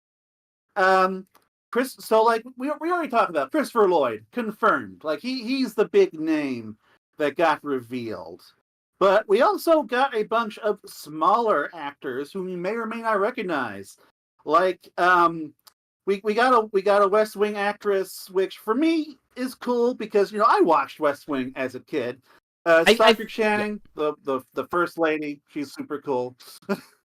I'm wondering what the heck kind of role she's going to play there, but even cooler is Carrie Elwes. Now, I hope that everyone in here is familiar with at least Princess Bride. I am from. If not also Robin. I am from. If also not Robin. I can promise you that I have seen it at some point in my life, and I remember nothing about it except for the premise and the fact that it's a comedy. And that one line that people always say about it. Or one or two lines. There's probably multiple lines. I've seen it a few times. It's what a lot of cinema not people consider one like one of the most perfect movies. They absolutely love it. But yeah, Carrie It has Ellis, no flaws, that movie. the star of Robin Hood Men in Tights and Princess Bride, is going to be in this as well. And he has not been in a notable production like since Robin Hood Men in Tights. Like, I looked at his filmography and his career just kind of died. And now he's in the notable So production of a kind Knuckles of TV show. Yeah. And I saw a relatively new picture of him. He still looks good. But Robin Hubel, Children's Hospital, Bob's Burgers, and I don't know if y'all are familiar with him, and Paul Scheer, who was in Veep and also Greatest Event in Television So yeah, History. it sounds like there's so a lot of yeah. I mean, if you look at the rest of the cast though, like it's sort of following through right now. Like they started with Sonic's voice actor, who is famously in a bunch of sitcoms and a couple cartoons, but is most significantly like a I'm trying to think of this format of comedy. It's the kind of comedy that Whose Line Is improv. He's kind of most famously an improv actor. So right now, like we all know modern voice acting, and to some extent, like modern acting draws a lot from like comedians. Like if you look at a lot of the modern cartoons, like, hey, we're seeing a lot of people who are comedians coming in to make these comedy shows, so it makes sense. Who knows? Yeah. Some of them, some of them might be voice actors in this. Hopefully. So, moving on to the big week. This is the week where everything went down. We had a Sonic Central, a Nintendo Direct, 2 DLCs got revealed, lots of stuff. But at the very start of it, Sonic 3 started filming in London. So they are already working on this thing. Which, like, is kind of wild. Like, given how far ahead Sonic 2 was filmed, like, this makes sense time-wise. But, like, comparing it to the Knuckles series, like, this is a completely different kind of production timeline. And it's very interesting that this is being filmed in the same city that Sonic 3 is being filmed, which does lend further credence to these two productions having greater links to each other. Or making it cheaper. Or that, like, it's probably both. Like, one of my hopes has been that, hey, like, they'll, like, use the budget from Sonic 3 and Knuckles and from Sonic 2 and Sonic 3 to like make these CGI characters for the Knuckles series. But yeah. So like we're going to be seeing set leaks in the coming weeks probably. Like, because we got lots of set leaks for Sonic 2. That's how we like had confirmation that Knuckles was going to be in it, because we had like his floating head on a pike from one of the settlers. Digimon in chat brings up like, hey, does this seem like something that the writer's strike would likely impact? And to me, no. This thing has probably already been written out. Like, barring any. And on top of that, it's being produced in London, so that like anyone who is based in London is not going to be affected by that. Now, the writers for anyone who was like in this movie and part of the American Writers Union, yes, they won't be able to do anything. I don't think. With the understanding, any UK production, with the understanding, like, hey, if they're production, then the script on this thing has probably been done in quite a while ago. Like, the only thing that would really impact is, like, rewrites or whatever would come next. Yeah, I mean, the first thing is... Well, the first thing for pre-production, of course, is the script itself. And so even though there's a writer strike on, there's a lot of movies that are still in the early stages of production that can still go through. Like, the one big downside of doing this during a writer's strike is that the writers and any actors who are part of the writers union, they cannot change lines, they cannot improvise any lines. like anything that like anyone who is part of the writers union cannot touch any of that stuff, and that can adversely affect a production because like hey, you can't like change things for the sake of contiguity or whatever, or make any changes if you think oh hey this will work better. Now I would be more inclined to believe that something like Sonic 3 might be more impacted than the Knuckles series, depending on like how much those two are jointly connected. Well, the Knuckles series is wrapped, so we're at least good there. So yeah, like it's gonna depend on who's part of what, but I got to imagine that filming in London probably helps. But I don't know. So, part of it's gonna be like, hey, you're working with voice actors in a lot of scenarios, and some you're not, and I don't know who on the cast that they've announced for this is part of the actors, the screen. Would be potentially part of the actor strike versus the writer strike, and how that could impact. So we had one more mercifully small piece of news before news hell broke loose, and that was a Sage plush revealed in GEE. She's got a big head, looks cute. I admit it's not really something that appeals to me. It looks like I'm not a huge fan of. If you've ever seen any sort of non-Sonic GE Entertainment plush, it looks like one of those, except it looks like Sage. She's chibi. Yeah. But then the 21st hit. The Sonic Origins Plus embargo lifted. I'm going to encourage everyone to like, hey, Sven published a review. I published a bunch of videos, like all this stuff basically just went up that day. But in addition to that, like, really horrible timing, frankly. We got a Nintendo Direct that very same goddamn day, which of course had Sonic stuff. The best part is Sega was on all of these presentations, like every single one of them, and they could have, changed it differently. It's not like Sega didn't know there wasn't going to be a Nintendo Direct. Yeah. They were in the Nintendo Direct. They knew when the Nintendo Direct would be. Like, why couldn't you just let it go up in the 20th, Sega? Come on! I mean, thankfully, like, the video still performed very well. Like, people still looked at this stuff, but darn! It was frustrating having to compete with the Direct. But okay, so the Nintendo Direct gave us our first Sonic Superstars Switch footage, which looks better than what you might think, but still looks bad enough that I don't really want to get it. It's got lower res textures. It's like obviously more like jagged, but at least it seems to run at a smooth 30 frames, decent 720p resolution. So if you own a Switch, you're still going to be good. But me, if I get on any portable device, it's probably going to be a Steam Deck. Honestly, if you want a good excuse for Steam, and you're kind of annoyed that there's no online. Hey, Remote Play Together is an option between that and Parsec. Oh, yeah. Yeah, I forget. There is Parsec, and I look forward to trying that out. Now, Shigs, you're considering getting the Switch version?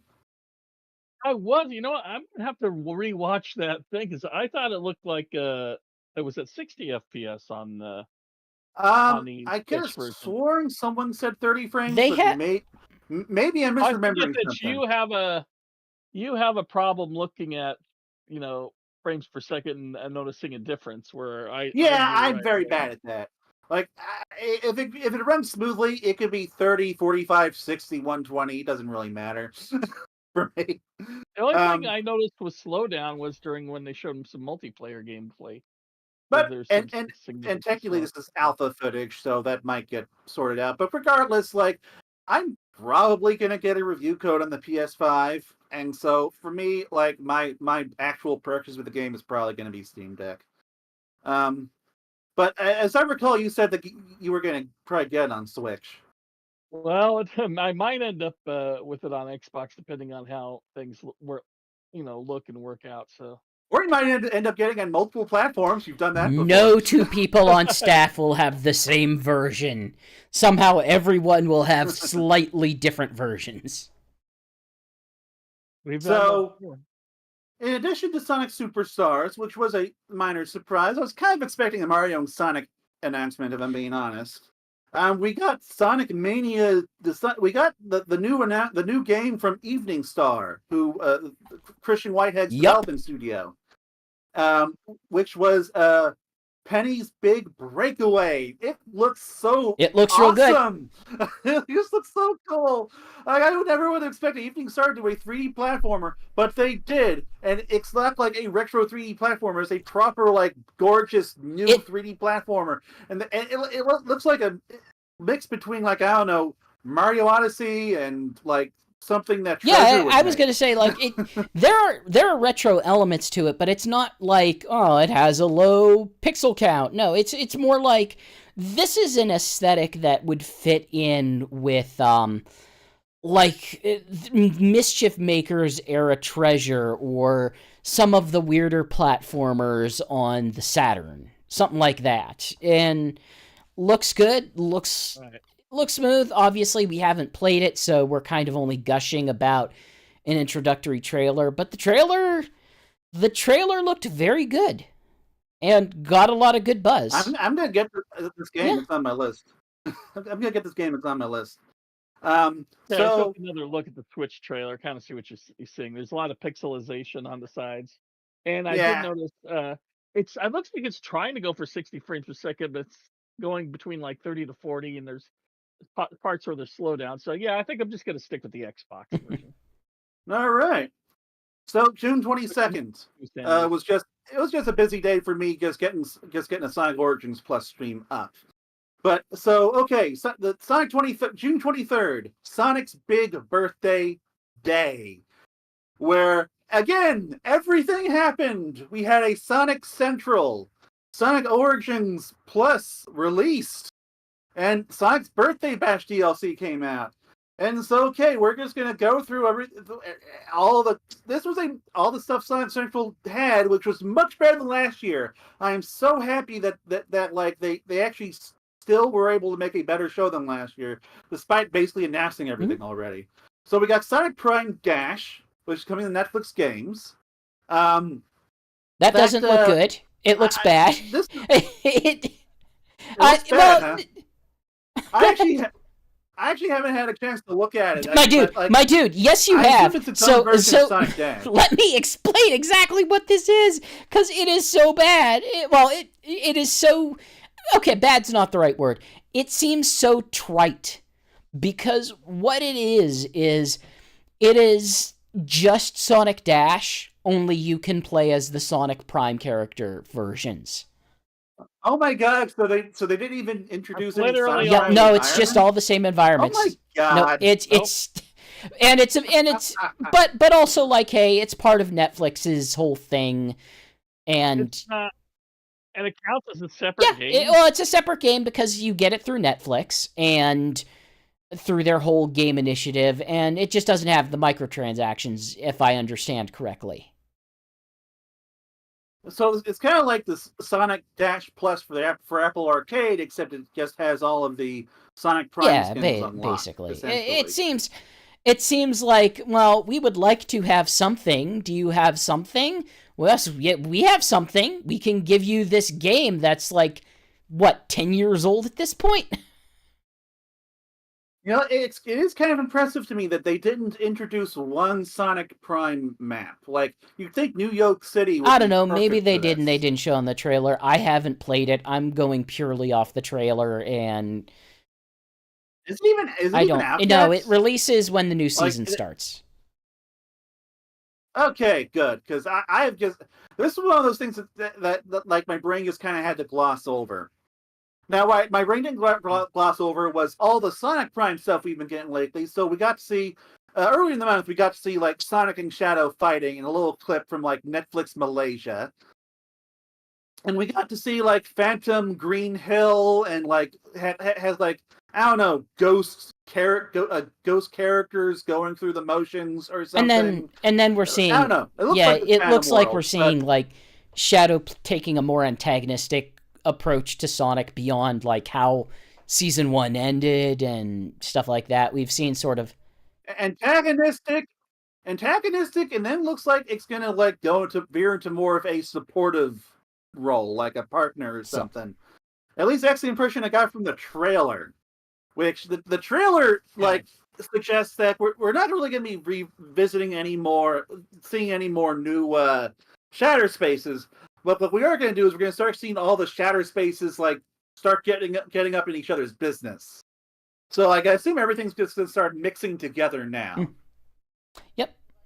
And it looks pretty cool. It looks like a proper like proper like escalation of what the first 8 episodes were. We even get this weird Metal Sonic type thing.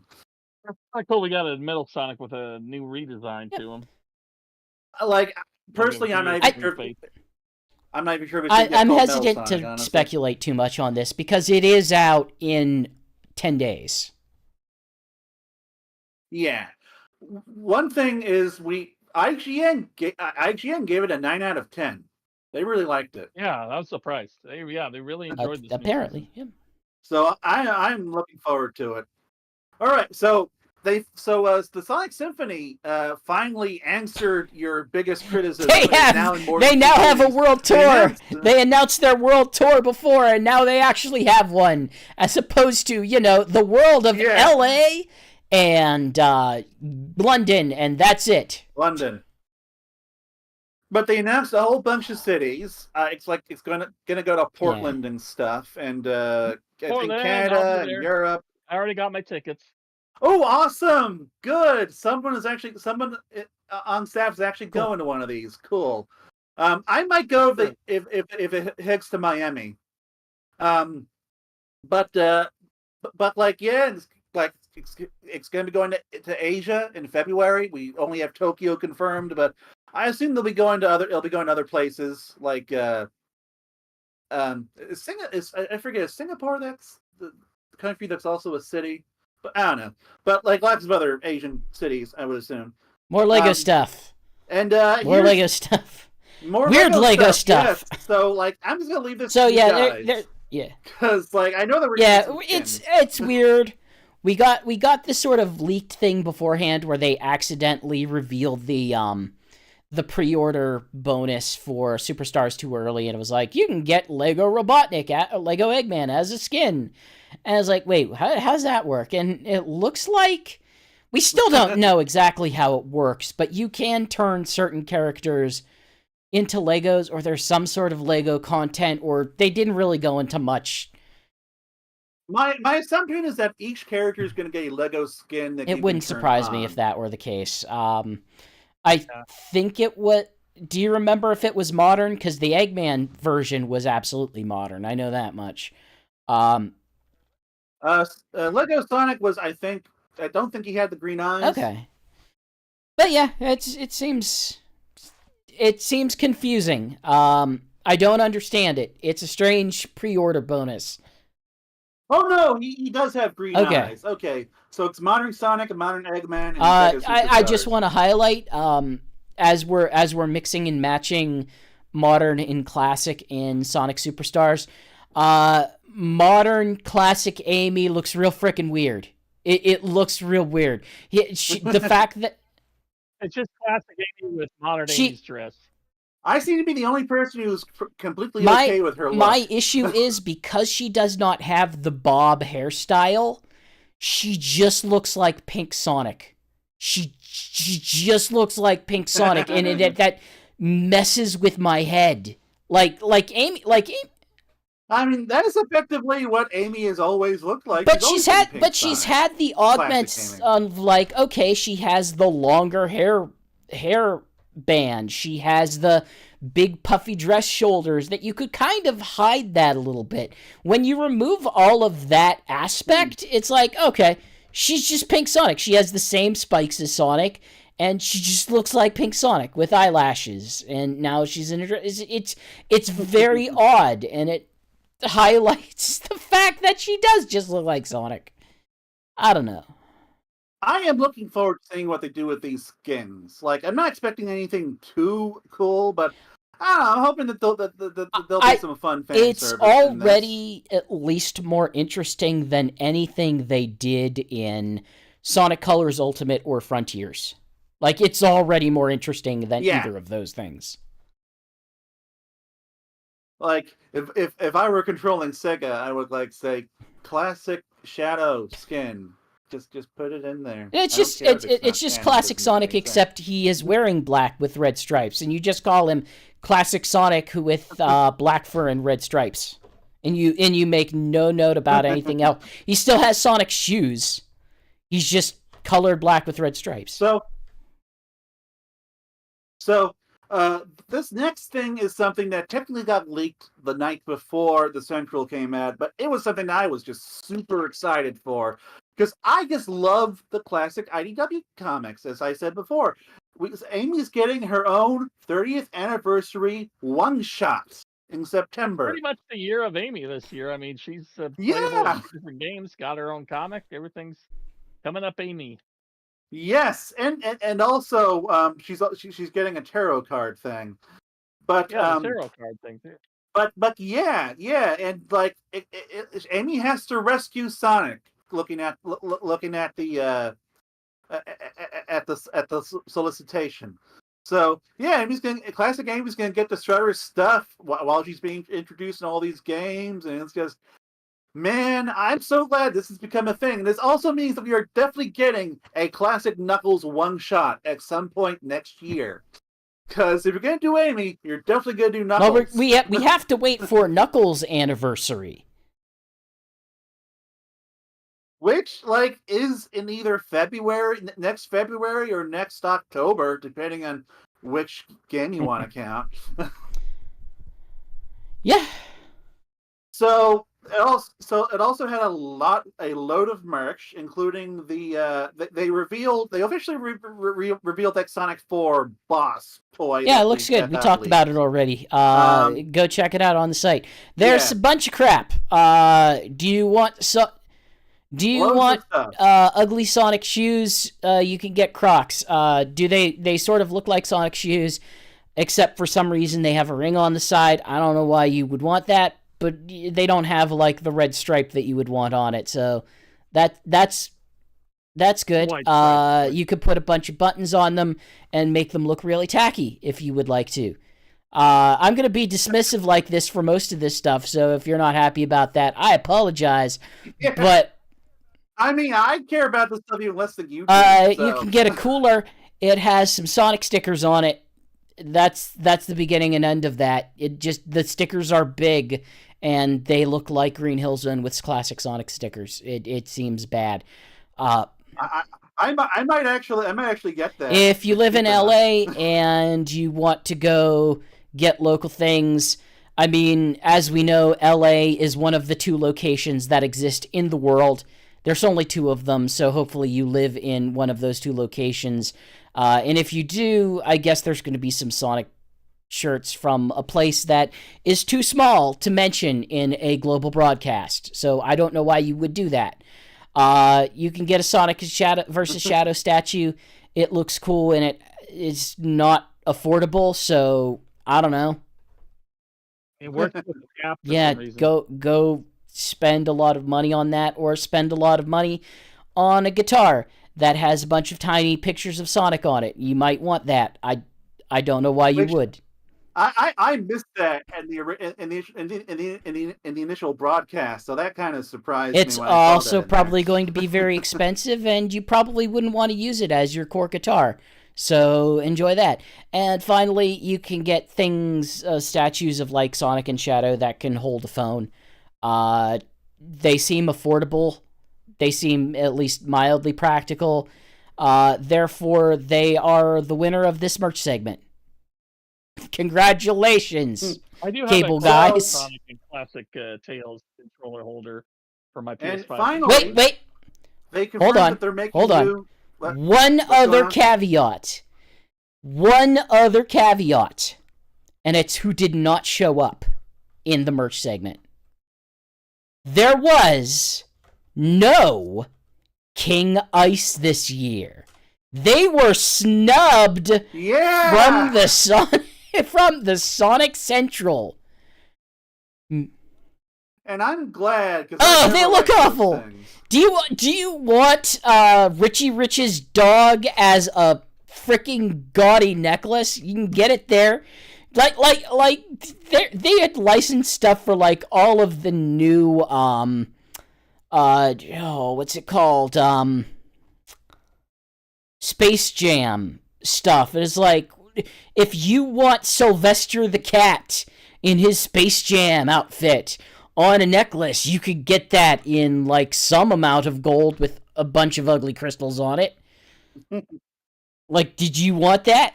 Like King Ice seems like the thing that you would expect to see. Okay, we're gonna get the Shrek license.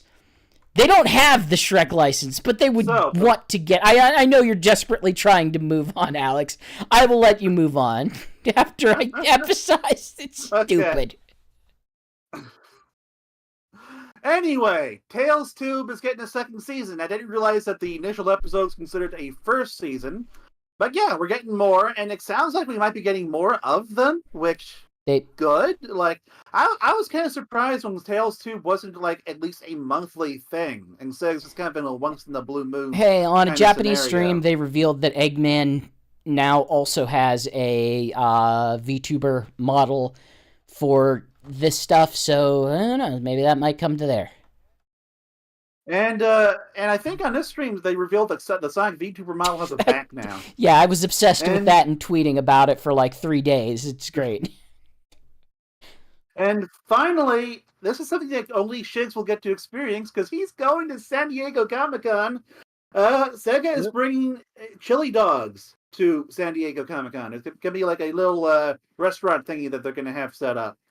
Have some kind of chili dog stand somewhere. And I'll make sure to take videos and be eating chili dogs. Oh, good God. And this is the first time they've done this. Like, I think like 5 years ago, they did like a thing with Blue We are an eating food we are an eating YouTube food channel now. So enjoy that. Oh God, I watch so many Disney bloggers, and the one couple, they go to Disneyland constantly. All they do show me the Disney blogger that all they do is they eat their tiny backpacks. I will watch that. So the Sonic Central ended. The Sonic Frontiers DLC came out. I did a stream of the DLC. Unlike my Sonic Origin stream, which just like fell apart twice, the Frontier stream went fine, and we all got to experience it. And then the next day, we got a release date leak for Sonic Superstars of October. What was it? October 17th, I don't know. It's like, I believe, which was like 3 days. Yeah, it's 3 days before every game comes out all at once. Yeah. Yes. Oh my God, my poor wallet. It's 3 days before Mario Wonderland. Super Mario Wonder. Super Mario Wonder World. Also the exact same. Perfect. Super Mario Wonder and Spider-Man 2, which come on the same day. So and that's really cool to me. First time in decades where a 2D Sonic platform will be competing directly with a 2D Mario platformer. And when Super Mario Wonder got announced, like, my hope was, I hope these come out like within a few weeks of each other. And then it's like, same week. That's even cooler because it's like they're two Mario and Sonic doing the same kind of game, coming out in the same time frame. Localized entirely here in your kitchen. Funny. Now, it should be noted that the Sonic Superstars release dates got redacted from the storefronts that they were initially listed on. So my assumption is that Sega may very well move the game. I'm kind of hoping that they move it up a few weeks. Normally do November. Well, they normally do September or October these days, although Frontiers was November. But we also we also got an update. We also got Fang the Sniper's profile, which he's now Fang the Hunter, which I guess that's more who cares? It's not. Sniper. It's a title. It's not actually part of his name. He's not. No, Is. no, he's not called Fang the Sniper because it's like, well, his parents called him Sniper. No, sure. He doesn't actually have a gun as far as we've seen. It's because he's the sniper. And, Actually, we did see a bit of his boss fight. He does shoot some kind of laser, but I forget that's from the. But he's in a car, isn't he? He's in his like little car thing, right? Yeah, he's in a car. He's not shooting his weird gun thing. So like, yeah, so they've updated him a bit, which is cool. They've also at least paid some lip service to Knack being his name as well, because they say, oh, he's been under multiple aliases, which... We get what you're doing, but it is funny that you did that. We'll admit. So Amy's tarot cards got gorgeous box art, price, and a release date, and I kind of want them now, even though I have no use for them, because the art for this is just gorgeous. It's $28, which ain't too bad for something that looks this good, and comes out in like again October. Like Amy is getting so much stuff this fall and winter. And I pre-ordered mine already. If you're gonna give me something that's like, here's a bunch of new art and make it in like a weird practical cosplay type of thing, then yeah, I'm gonna get it. It's cool. I'm going to look up how to do tarot Thank cards, you so. to follower Mania Origins Plus. I felt like that one was worth pointing out. Oh, okay, yeah. Hello, Many Origins Plus. Okay, so now I remember how like a few years ago I said I could see Microsoft buying Sega, and GX pointing out all the reasons. Do you want me to go over the reasons again? And honestly, I like you. Well, maybe after we introduce this next point. So Xbox's Phil Spencer wanted to buy Sega for the reasons I suggested, or at least I had in my head and maybe didn't articulate. Because like Sega's a big international brand with hey, some Phil. IP, with some popular IP and. Hey Phil, how many Detective Conan movies do you want to make? And is the answer 1 per year? Because if not, I have bad news.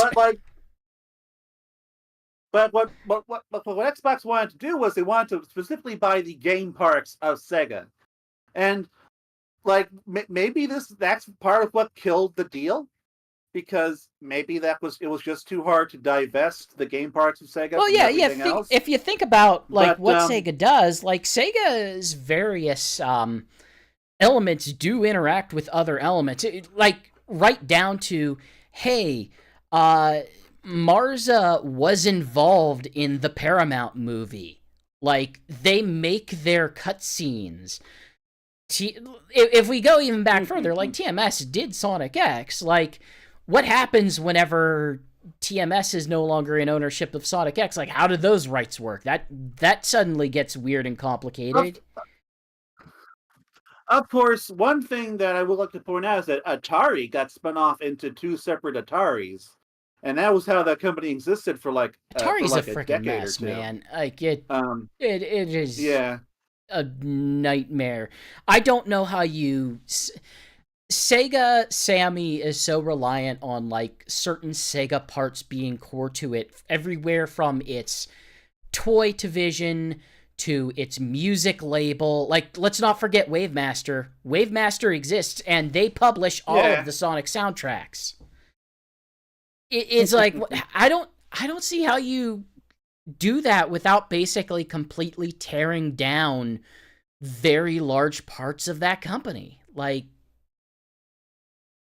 But I'm just not surprised that Sega was on a short. But also, it sounds like Sega wasn't interested. Obviously. So, yeah. Yeah, it does seem like either Sega wasn't interested or the deal was just too complicated. Or they didn't like what. Yeah, they didn't get. Or they didn't like what Microsoft was offering. Like that's certainly an option too. Now the deal was offered, and now like Phil Spencer first suggested this in November 2020, and they're still interested in April 2021. And according to the various documents that have come out of the FTC, Microsoft deposition lawsuit that we had, that all this was from, that's the last we heard of it. And so we know it's dead now, but at the very least, Microsoft was interested for a little while. So, and speaking of acquisitions, Sega, as we know, is purchasing Rovio, and they did have to extend their offer to Rovio, which was originally set to expire in a few days. For the regulators, I guess the regulators are looking at this deal more closely than Sega was anticipating. So who knows? Maybe the whole Rovio deal might get killed, depending on how depending on how they're feeling. We see the FTC trying to kill the Microsoft. But how will they make deal, Super Game? Super Game, Alex. Who will think of the Super Game? So we're in the home stretch of the news segment of this we're going podcast, real fast. Because we're in the final, because we're in things that came out in the last few days. Sonic Origins Plus reached number 3 in the UK charts, and Sonic Frontiers reached 18th in the best-selling games of 2023. So Sonic games continue to sell pretty well. Sonic Frontiers, 18th best-selling game, despite the fact that it came out last year, which means that this thing still got some legs on it. It's going to be interesting to see where the sales figures are once Sega's next thing comes out. Physical report comes out. And Sonic Origins Plus, despite being just a physical re-release of a year-old digital game, that's at least doing well in the UK. So the Sonic brand continues to go strong. It's good. Yeah, we're starting to run out of steam, folks. There was so much stuff here, and we've broken it up by week, and sometimes week, means that you cover things more than once, and we don't necessarily have a lot to say about every single moment. But we do have... So, the last two things. So, Oakland Athletics released a fun Sonic animation, which we got to report on. Man, am I the only one? You're the only one who see it. All right. Well, we got a report for it on the website. Go look. So this final piece of news came out today. Because we can never just have a quiet day, even when it's a Sunday. So Sega has trademarked what is almost certainly a new game called Sonic. So first, let's break that part down. When you say certainly a new game, what leads you to make that assumption? The nature of the trademark. It is basically the same trademark as what was filed for Frontiers. I've seen based on categorization is what you're games, saying, and they always, So they mention they mention appliances and machinations, which I guess are game consoles or cell phones, and it mentions education and entertainment, which is what every game gets listed under. Now, the other things that does list a bunch of other categories like paper, toys, but that is basically for merchandise. Sonic Frontiers had those same categories, but then when you get into the nitty-gritty of what this is really about, it talks a lot about games media and computer media. So we have magnetic tapes and magnetic discs, even though those things aren't relevant anymore. But we also have game ROMs and optical drives and downloadable games and cell phone games. So these are the sorts of things we see for any. Sorry, Commodore 64 tape deck developers. You can no longer make Sonic and Friends for your Commodore 64 tape deck. Now, what I do think is relevant to this is that these are also the same sorts of listings that you would see for a mobile game. I compared it. I wasn't able to find many mobile trademarks, but I was able to find 404 Game Reset, which also mentions all these console things and cell phone things and all that stuff. And so, like, what I'm thinking is this is either like a part. This could be one of two things, like some sort of spin-off. Like maybe it's a party game from the Mario and Sonic developers because we're not getting an Olympics game this year, or like maybe it's some other kind of like spin-off, or maybe it's that mobile game that we've known about for like 9 months now since last year that we know is coming from Heartlight with writing from Ian Flynn. And like, you know, these mobile games, they always emphasize Sonic's amazing friends. So it would make sense for a new mobile game title to emphasize Sonic's friends, especially if they are like a core part of the game formula. Given the name, my immediate inclination is to maybe think like this is a younger focused product. And I know we had disagreements over this, but given it's just called Sonic and Friends, to me that strikes me as like, hey, is this going to be something that's using the style of that chibi art that they occasionally throw out, or it like is this going to be the what is it called? Like, I don't know, brush your teeth with Pokemon app.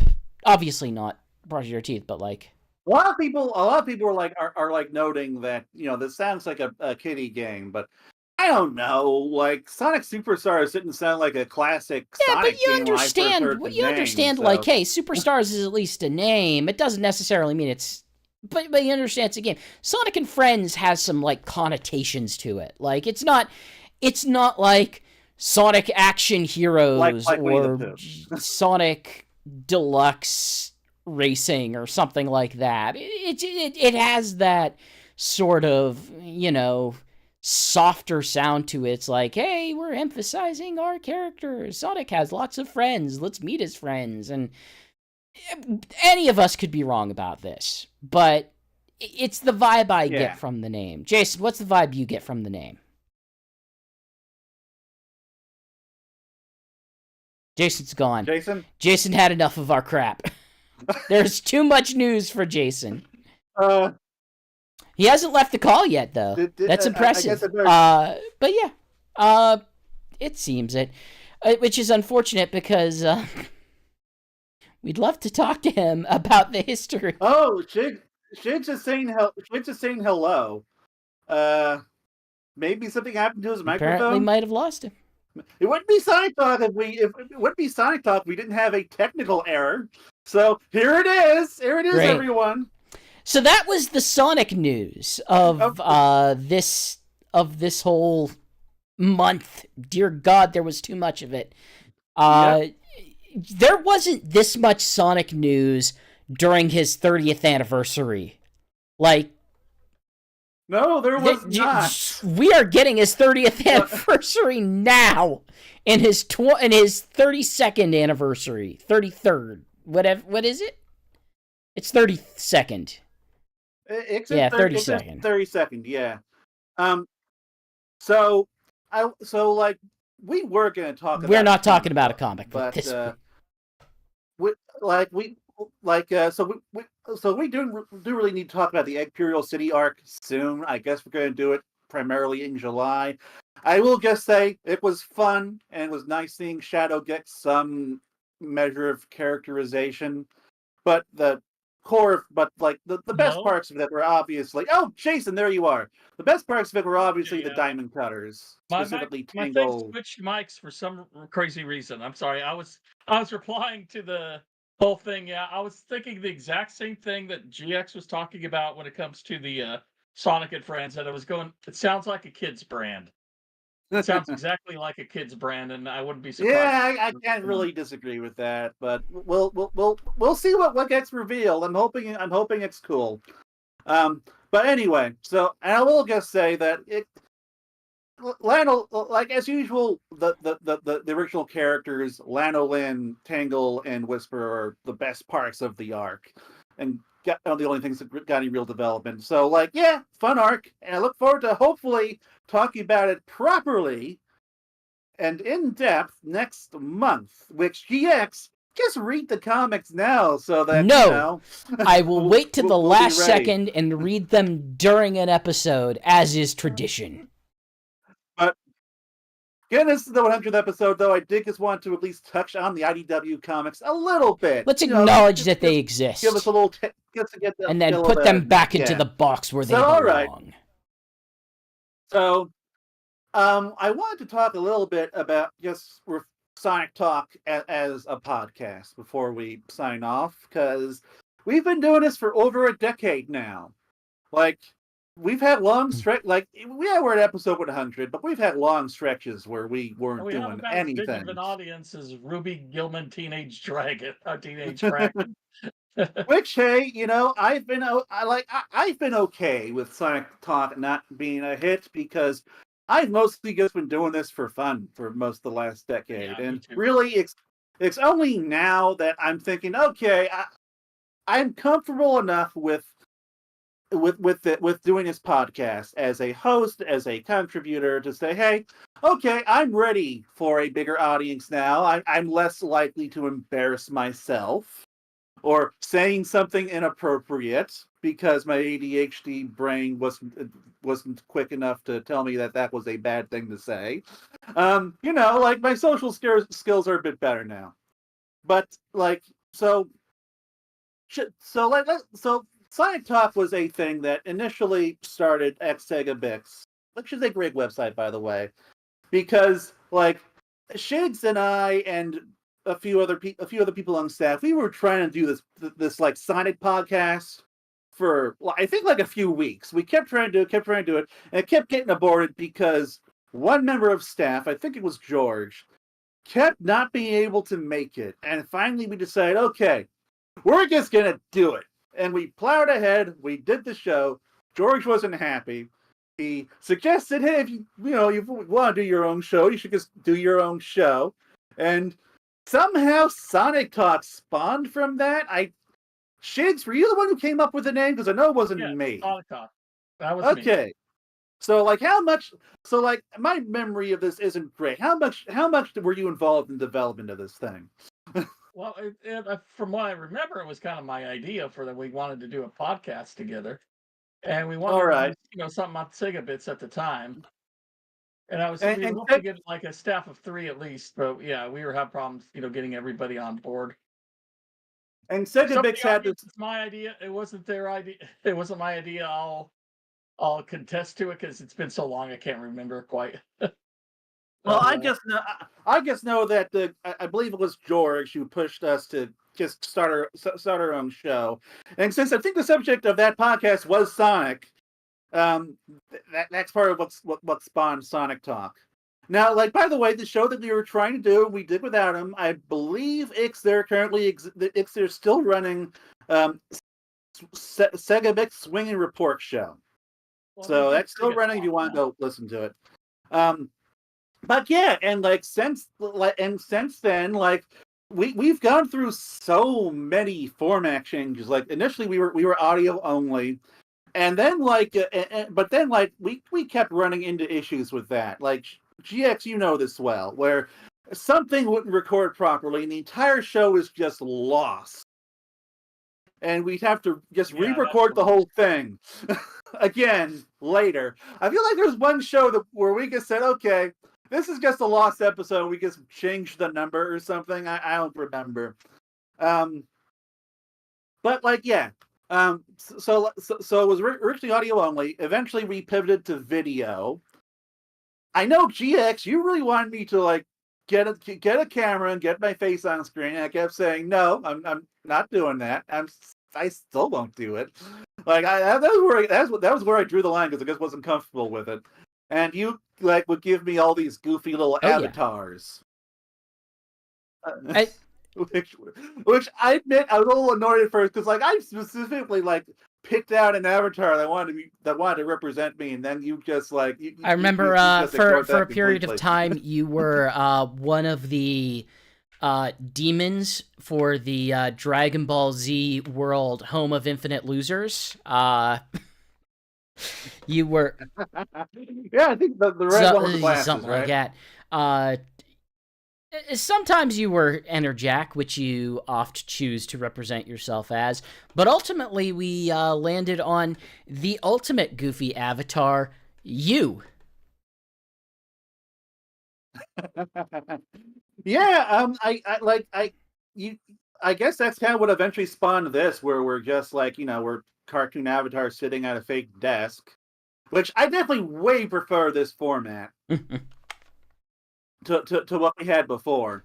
Now, but going back, so I honestly I don't even remember what early Sonic Talk was like.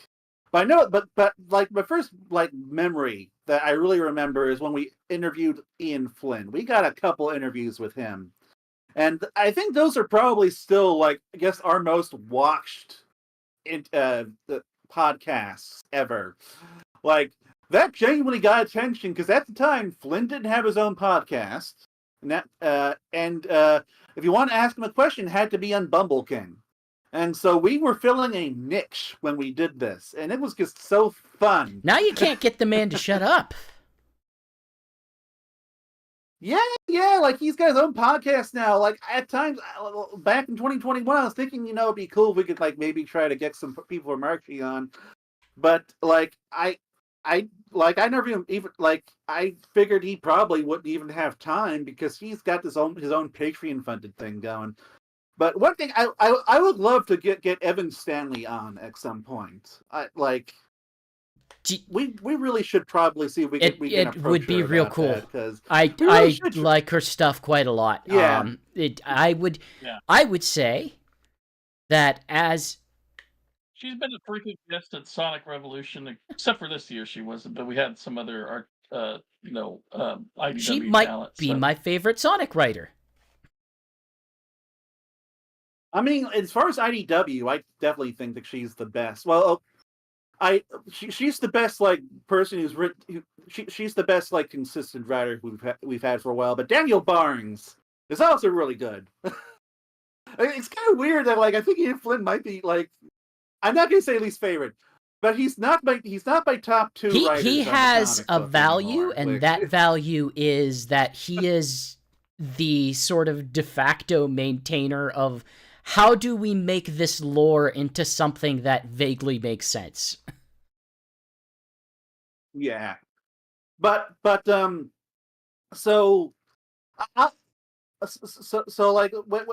it comes to Sonic Talk, man, I can't quite get the flow of conversation that we had during our pre-stream. What stands out is obviously you had the interviews. What were some big game releases or big Sonic events that stand out to you guys as the big Sonic Talk moments? Well, Sonic Lost World was definitely a big one for me. The first Sonic movie too. Yeah, I can remember the Sonic Boom, one of the Sonic Boom events they had in San Diego, and somebody recognized and said they were fans of our podcast, and that was weird. That was cool. That was cool, and it felt weird too, because oh my god, we have a listener who's meeting us in real life. This is so wild. But definitely the Wii U era stuff. I remember pretty fondly. I think that was the early days for you as well. I distinctly remember the Sonic Lost World episode. That was one of the ones where it is probably one of our biggest disagreements over an actual Sonic game, because I was not happy with the way that the jump feels in that game, and that honestly ruined a lot of my experience. I've since kind of softened on that game, but yeah, it was definitely one of the times whenever I was starting to, escape the original origins of where I came from, which was prior to me joining the show, I ran a fairly long-running podcast called The Spin Dash, which I met but first Jason and then you through, and eventually. I was actually a fan of the show. I would have. And I thought I had you on the show at some point for one reason or another. But yeah, I just sort of, I found my way over into your broader sphere while you were still doing stuff with Sega Bits. That eventually moved over to doing things with Sonic Stadium, and that eventually turned into, hey, I write for Sonic Stadium now. Yes, I remember. The long worked con for is that finally for, what, complete. a year or something. Because it's like, we need more writers, and he's actually a pretty good writer, and he's had time lately, so let's get him on board. And now you're here, but you don't always have time. But thankfully, you still have enough time to still cover a lot when I can, which I really appreciate. I have enough time to absolutely retweet that one image of Tokyo Game Show where the Sonic mascot costume is hanging out with a mascot costume of the card of Blue Eyes White Dragon. That will never get old. But like, I remember also, like, I wasn't like the biggest fan of you when Shigs first brought you here, but of course you grew on me. I gotta feel like the feeling must have been somewhat mutual, but that might just be look. If I take down the kayfabe, then yeah, I like you guys. You're fun people.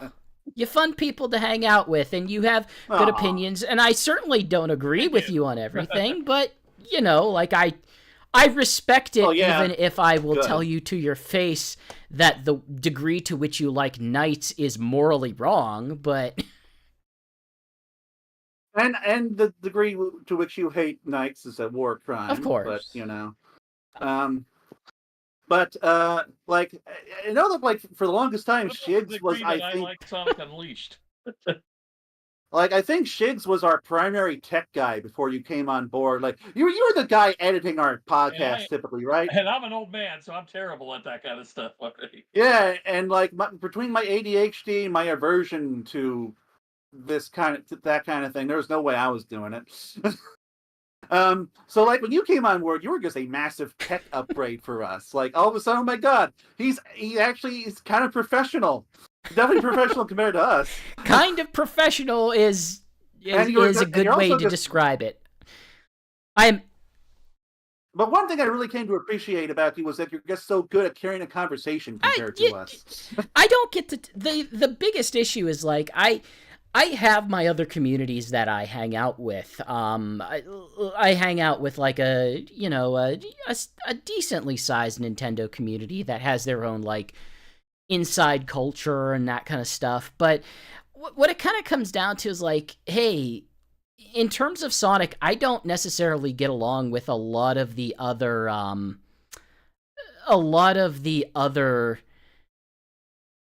opinions that are sort of jostling around the Sonic universe. Like I don't feel impassioned about, does a game have this character in it?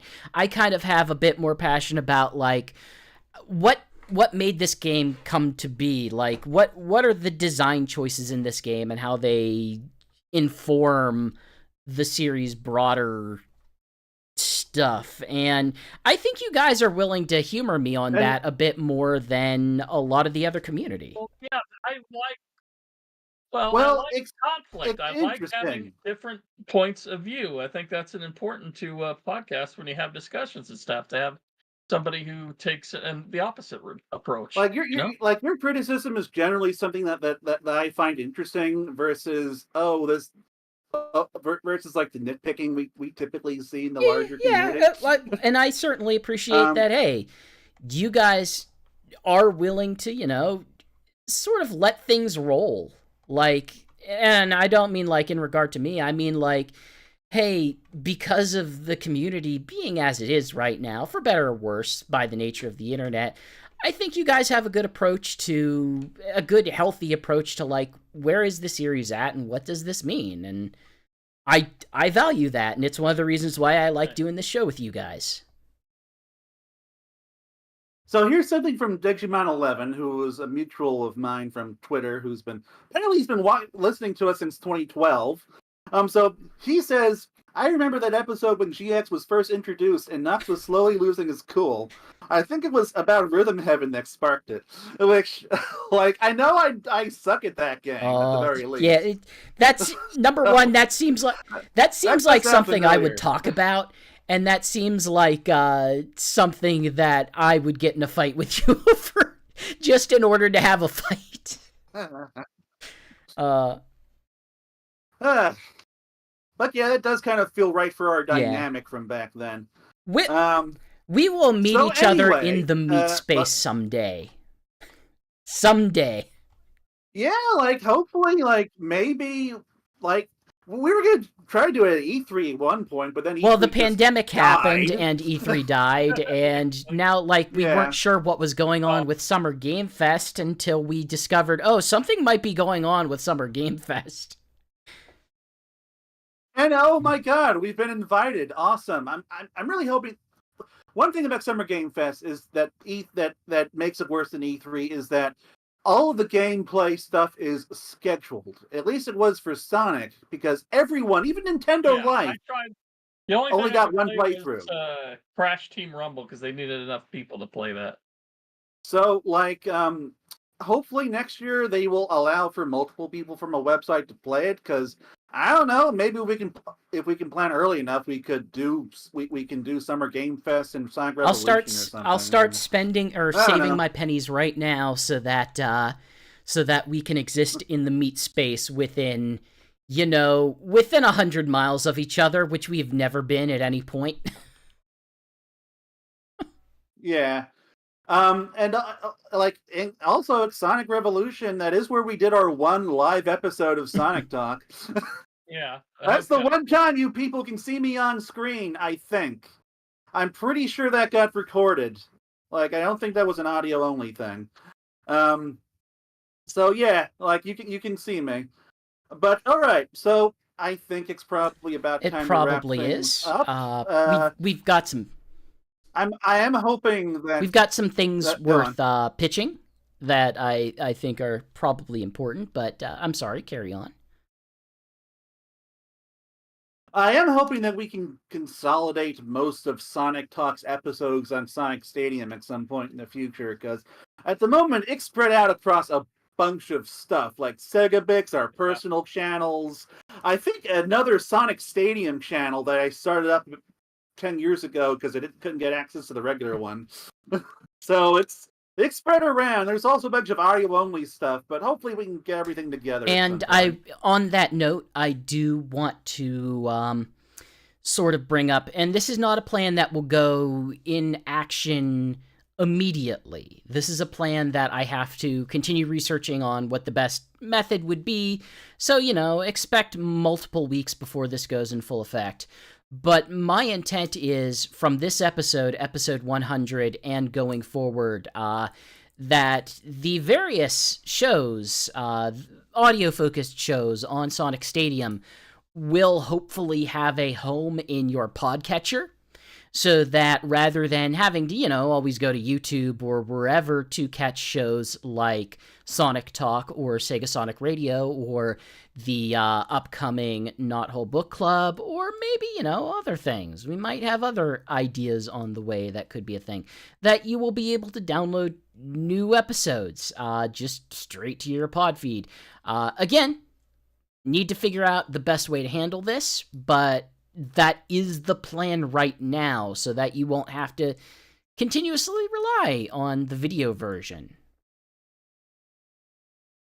Well, of course, what I would do is I would just, like, get one of those YouTube Ripper websites and rip the audio. Yeah, but and that's then too much work for most people. I don't want people to have to do that. No. I mean for you to get the I will use a slightly better version of the audio. I'm not going to do amazing editing work, but I'll mess with some settings and like give it. I remember back in the day, editing was always the thing that would set our episode back. I can't do months. That, but so I'm so glad I'm so glad we don't edit anymore, and it just all goes up live. This has been the best format. But hopefully we will soon be able to be available on your favorite podcast service of choice. Yeah. And with that, I think it is time for us to sign off after 100 episodes and more than a decade of this podcast being on and off, going across 2 websites. And oddly enough, me and Shigs being the consistent element throughout all of it. Bravo, men. I've been almost on every single Bravo, one. men. No better people I can think of to have a podcast have that kind of legacy.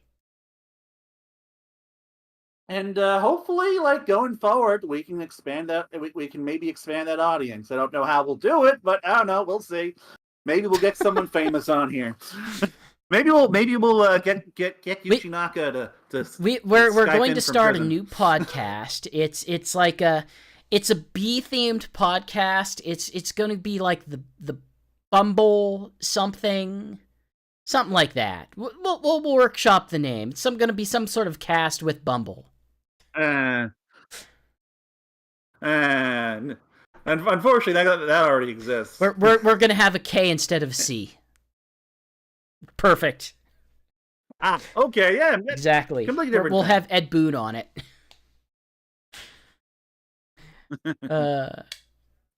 All right. Thank you for having me. So, gentlemen. I will continue to yeah, and destroy thank you for this coming show. on board and running things. And so yeah, Being a friend. keep an eye out. And back again. Keep an eye out in the coming months, in the coming weeks, hopefully, for more Not Whole Book Club, for Sega Sonic Radio, all that stuff. Like, I'm hoping we're gonna get that this month. We'll see. We're all hoping. We are all desperately hoping. Yeah. Peace out. And of course, tune in later this month for our next episode of Sonic Talk, which will be episode 101. Indeed.